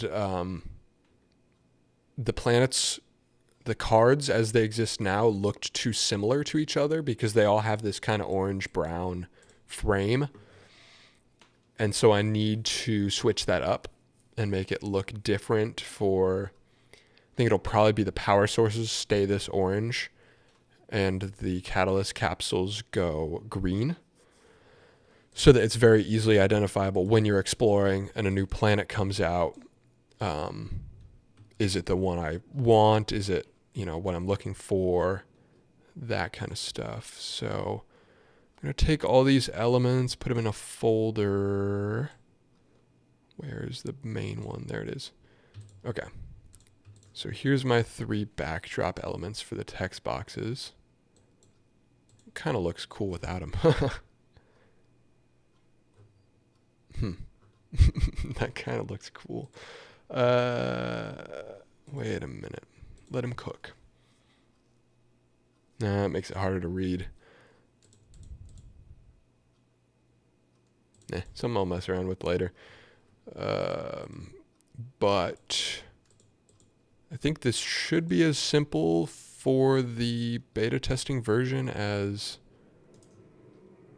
doing some hue shifting. Let's see what this looks like.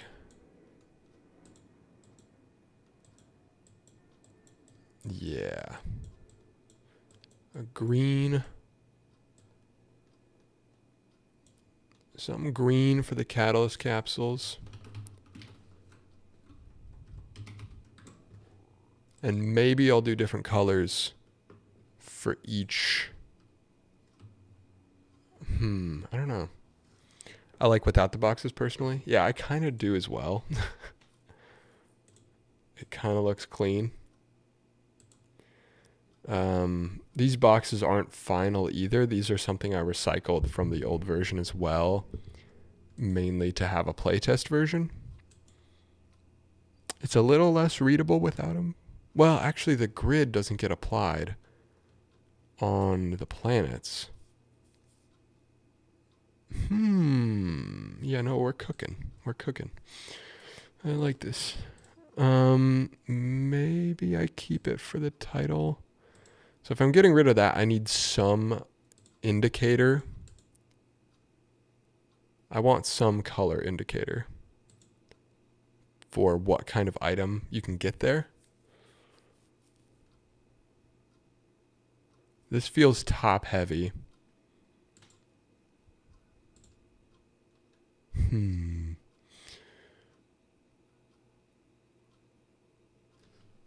Or even slightly transparent. Yeah. I was messing around with that earlier. Obviously, I would bring back these brackets and make them not transparent.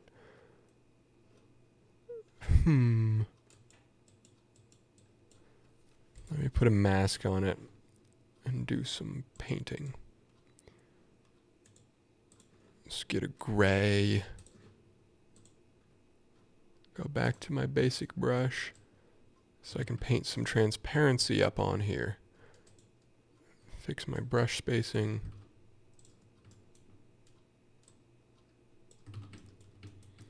We'll just feather it for now. Yeah, this looks less amateur.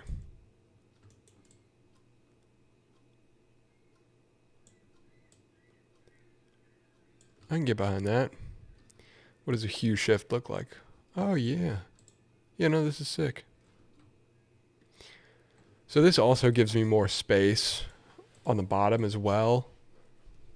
because I want to add flavor text for each of these planets, kind of like a Magic the Gathering card has flavor text. I want to add like a little lore tidbit about like what this planet is like, stuff like that. Yeah, this works. So, capsule's green.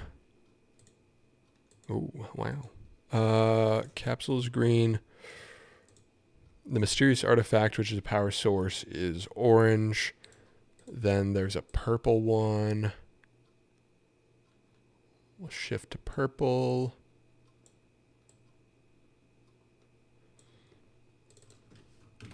And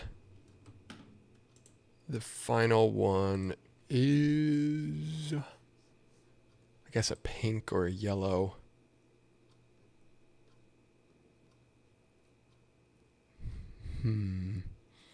Does yellow look bad on here?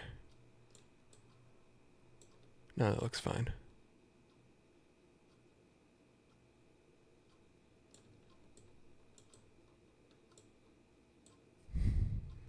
Might prefer pink though.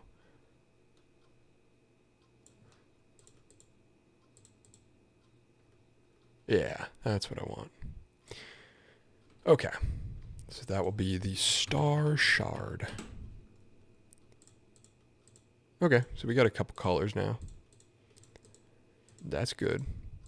We like that. And then I can move the text down a bit.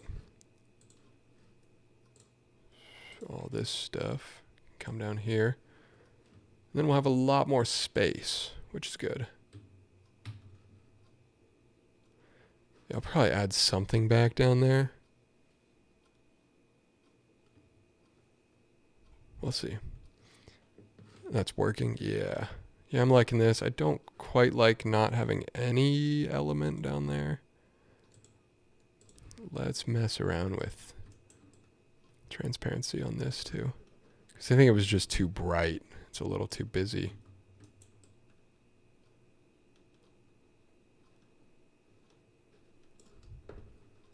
A little less even.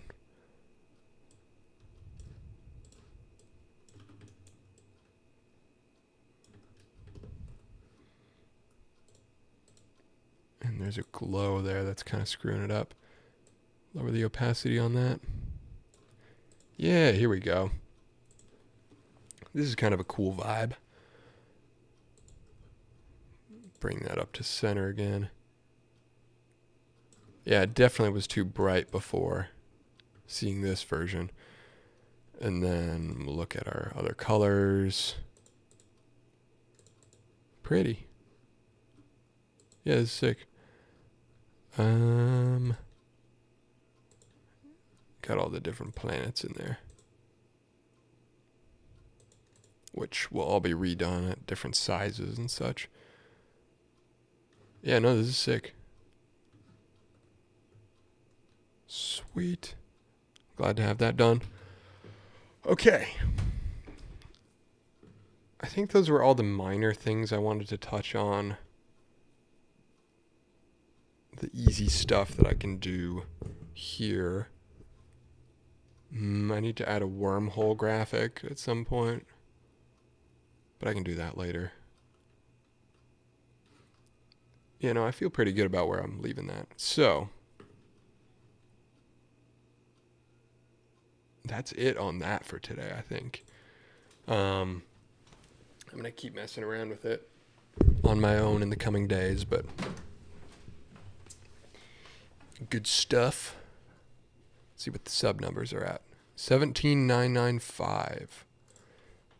5 more. Is there a companion piece for the game, like a guidebook with some lore tidbits? Absolutely. And there'll be, I don't want to spoil too much about it, but there's going to be some level of media alongside of it, a whole universe building thing, not just the board game.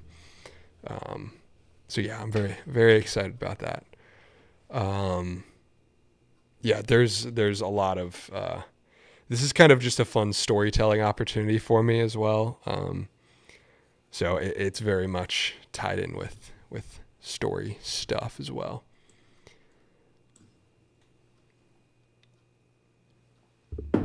Okay, what do I want to do now?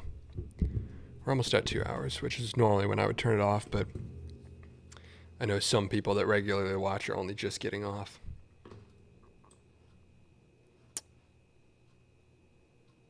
I am hungry, though.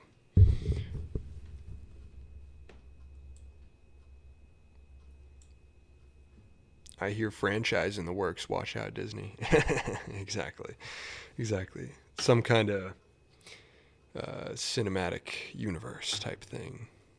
Although I don't like that trope in movies, but I'm liking there's a couple things that are going on that are like kind of a multimedia, multiverse. I hate the word multiverse. That's not even the right word.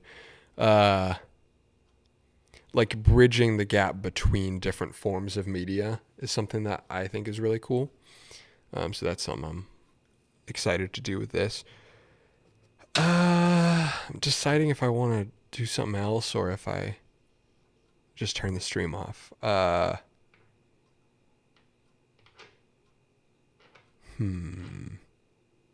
might be it for today. I'm getting hungry.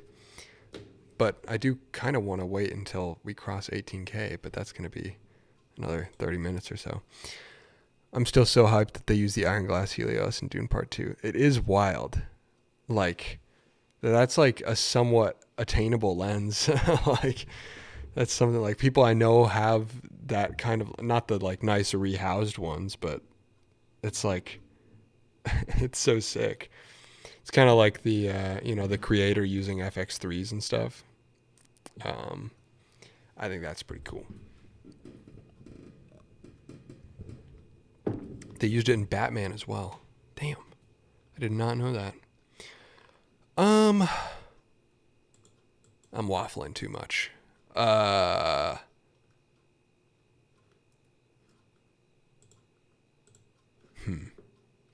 no, I don't know.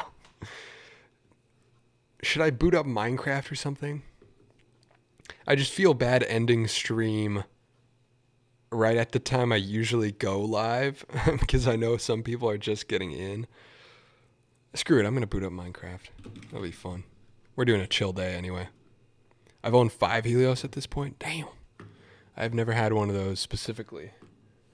But I would be interested to. I got another hour at work. And you're still here. Let's see. Booting up Minecraft. It's already a chill stream today, so this is the vibe, I think.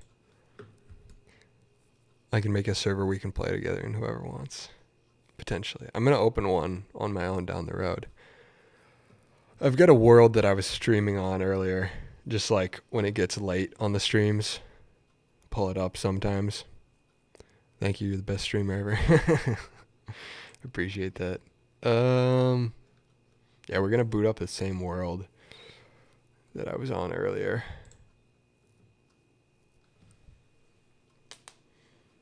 This counts as marketing, right? It does. Can we play together? I don't have any like realms or anything open. I mean, I could, but I don't know that I'm going to set up a public server later. But for now, I'm just going to chill. Come on, Minecraft. Why are you so slow today? Where did I leave off?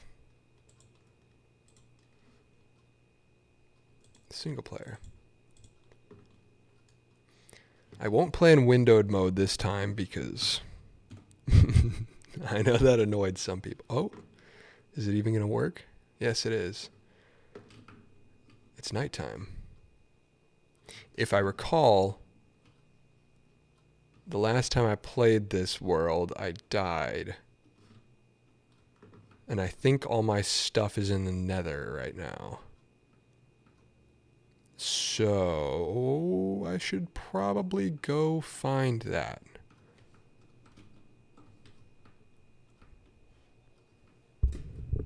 Minecraft and cooking food later. Yeah, I am always fascinated by like streamers that stream for a long time. They'll just like order DoorDash and eat food on stream. And I don't know how people do that. I hate chewing noises so much on mics. It's like I don't know how anybody's comfortable with doing that on a stream. So I'll probably just end later and get food. Where did my stuff go? I don't remember. This might be...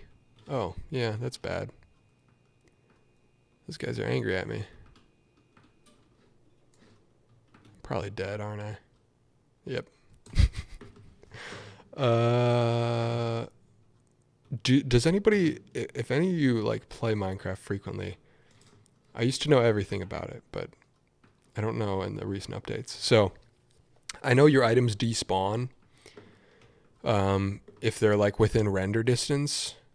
I assume that means they won't despawn if they're in the nether. So like if I've got a 5-minute countdown on them despawning, as long as I don't go in the nether, they should stay, right? Not sure. Because maybe I'll just chill up here. Hold on. I'm going to pull up my screenshots because I think I screenshot the coordinates. And so I can find where I was.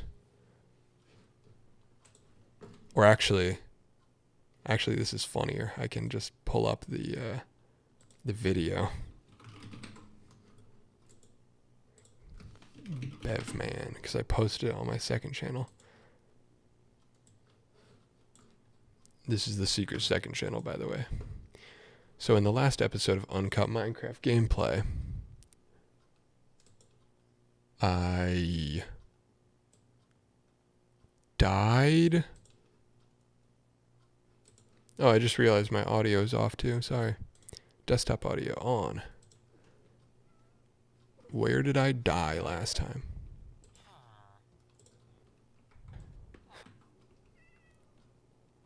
Oh, I'm already dead here. I was looking for it.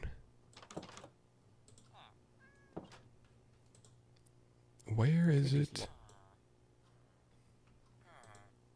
Because this would be big if I can get all that stuff back. Every Thursday. Stream if I make it. Thank you. Where is it? Here it is. Okay. Negative 82, 82, 70 are the coordinates. Let's get it. Negative 82, 82, 70. Is there a way I can get gold up here so the pigs don't try to screw me over? Maybe some dirt to build some bridges. Minecraft is too old for me. I'm playing Final Fantasy VII Rebirth. I've never played a Final Fantasy game. I do not know much about them. I don't even know the only new game I've played is like Forza Horizon 3, which isn't even new. That's like, I don't know, 2017 or something. That's the newest game I've played. Which is kind of crazy. Is there anything else I'm missing? Oh, I played Risk of Rain 2.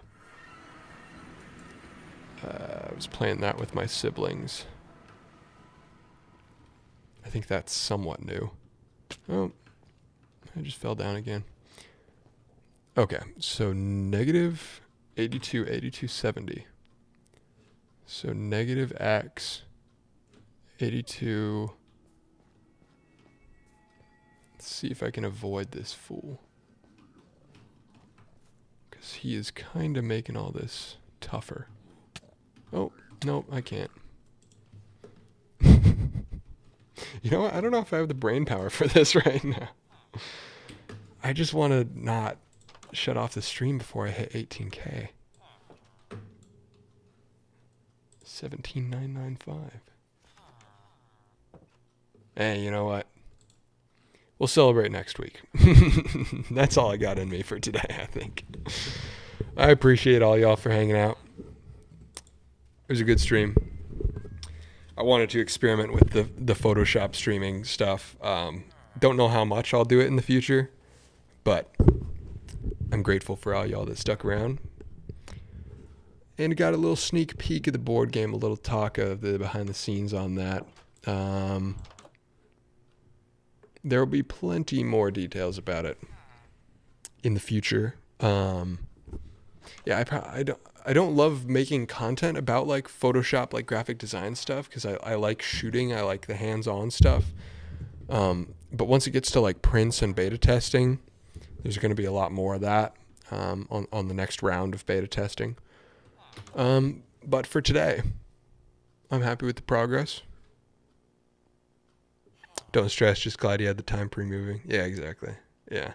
We're just chilling out today because I got back from being out of town for 5 days yesterday.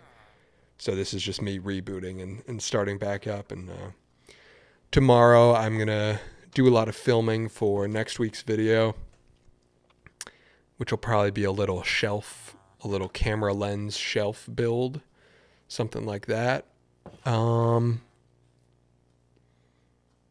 Yeah, and then it's more traveling, more bringing stuff back and forth, a whole lot of that. So we'll see how much I stream in the next couple weeks, but I appreciate y'all that stick around, hanging out. But yeah, that's it for me today. It's just a chill day.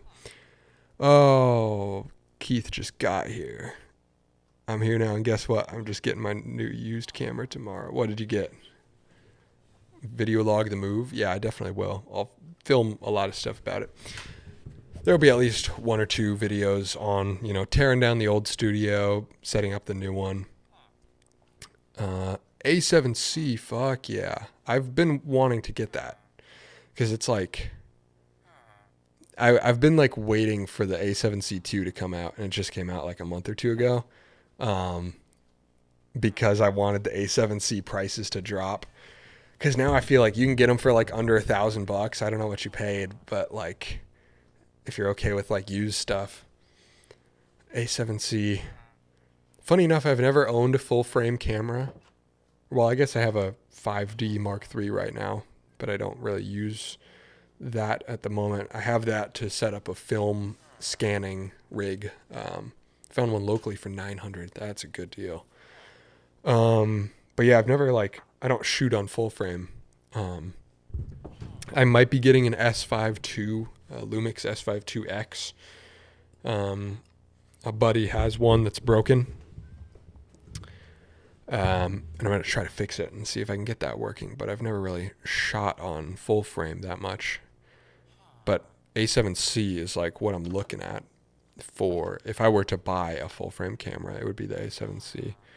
Or the ZVE 110. I don't remember. The naming schemes are confusing. The ZVE 1 or whichever one's the full frame good one.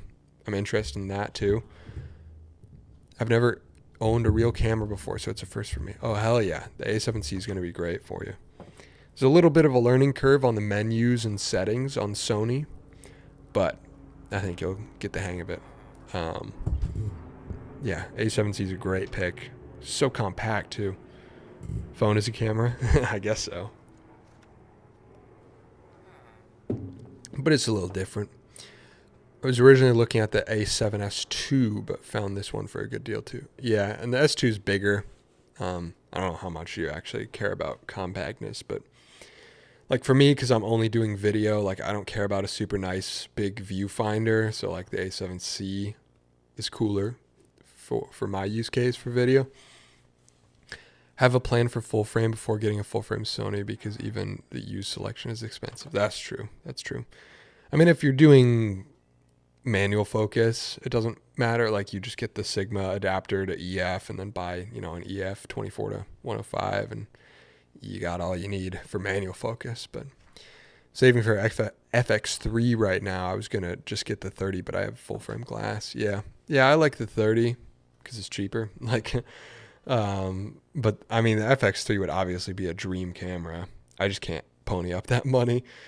Right now, I would rather have two FX30s than one FX3 personally, just the way that I shoot. But also for me, APS-C is kind of an advantage because I adapt so much vintage glass that like the image circle, like on C-mount glass for like 16 millimeter film cameras, the image circle is so much smaller, like full frame wouldn't be useful for that anyway. So that's why I like APS-C.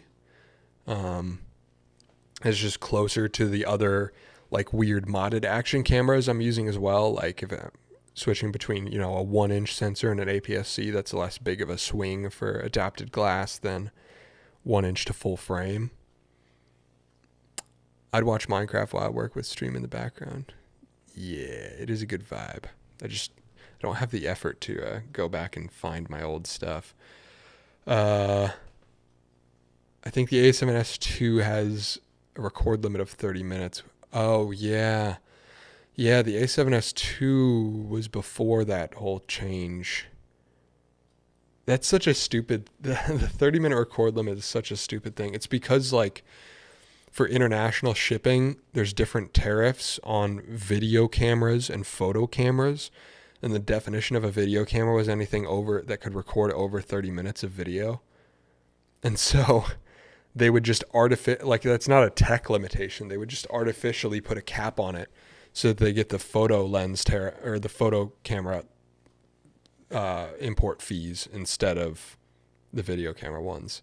And they changed those laws in 2019, I want to say. And so every camera after 2019 doesn't have the 30-minute record limit, but all the ones before do. It's really annoying. That's so obnoxious. Yeah, it is. Can you remote control Sony with a phone? You can. I don't know about remote control. I think you can. I've done it with a USB cord before. You can plug in USB and use a control app. But I don't know about wireless.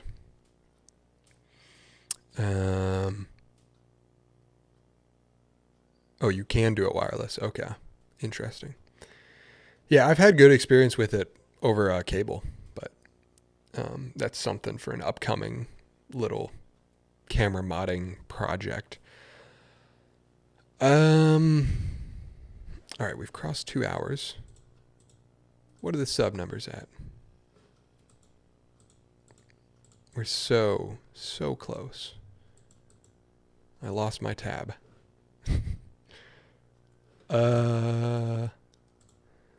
Dang, I'm a little tired and it's only 6:30. I partially went live earlier today because I'm kind of going on a caffeine detox.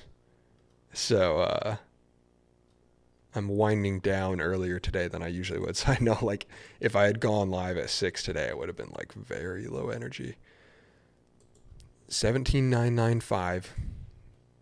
That might be where it stays for today. We'll celebrate 18K next week, or maybe 19K, or maybe 20K next week. Where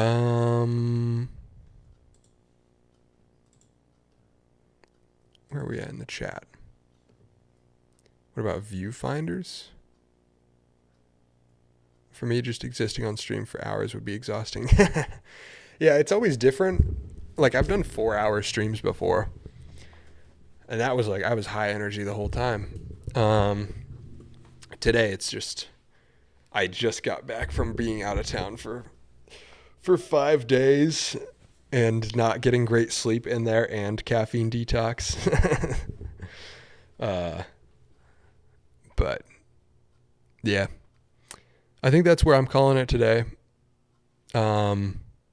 Obligatory Discord shout out. If you want other people to talk to about camera gear, projects, or get advice on things, check the link in the description to the Discord. Lots of cool people in the community. We're over 500, I think 550 people now, which is pretty sick. Always a lively conversation going on in there about something. So check that out if you want a good community of people to hang out with. I'd just be nervous. I'd say something stupid the whole time if I was streaming. This is true. This is true. All right. That's all for today. I'll stop stalling. Thanks for hanging out, everybody, during the unconventional Photoshop stream. That's it for today. I will see you on Tuesday for another video. Night. Peace, y'all. Will this button stop the stream? Or will the other button stop the stream? Let's find out.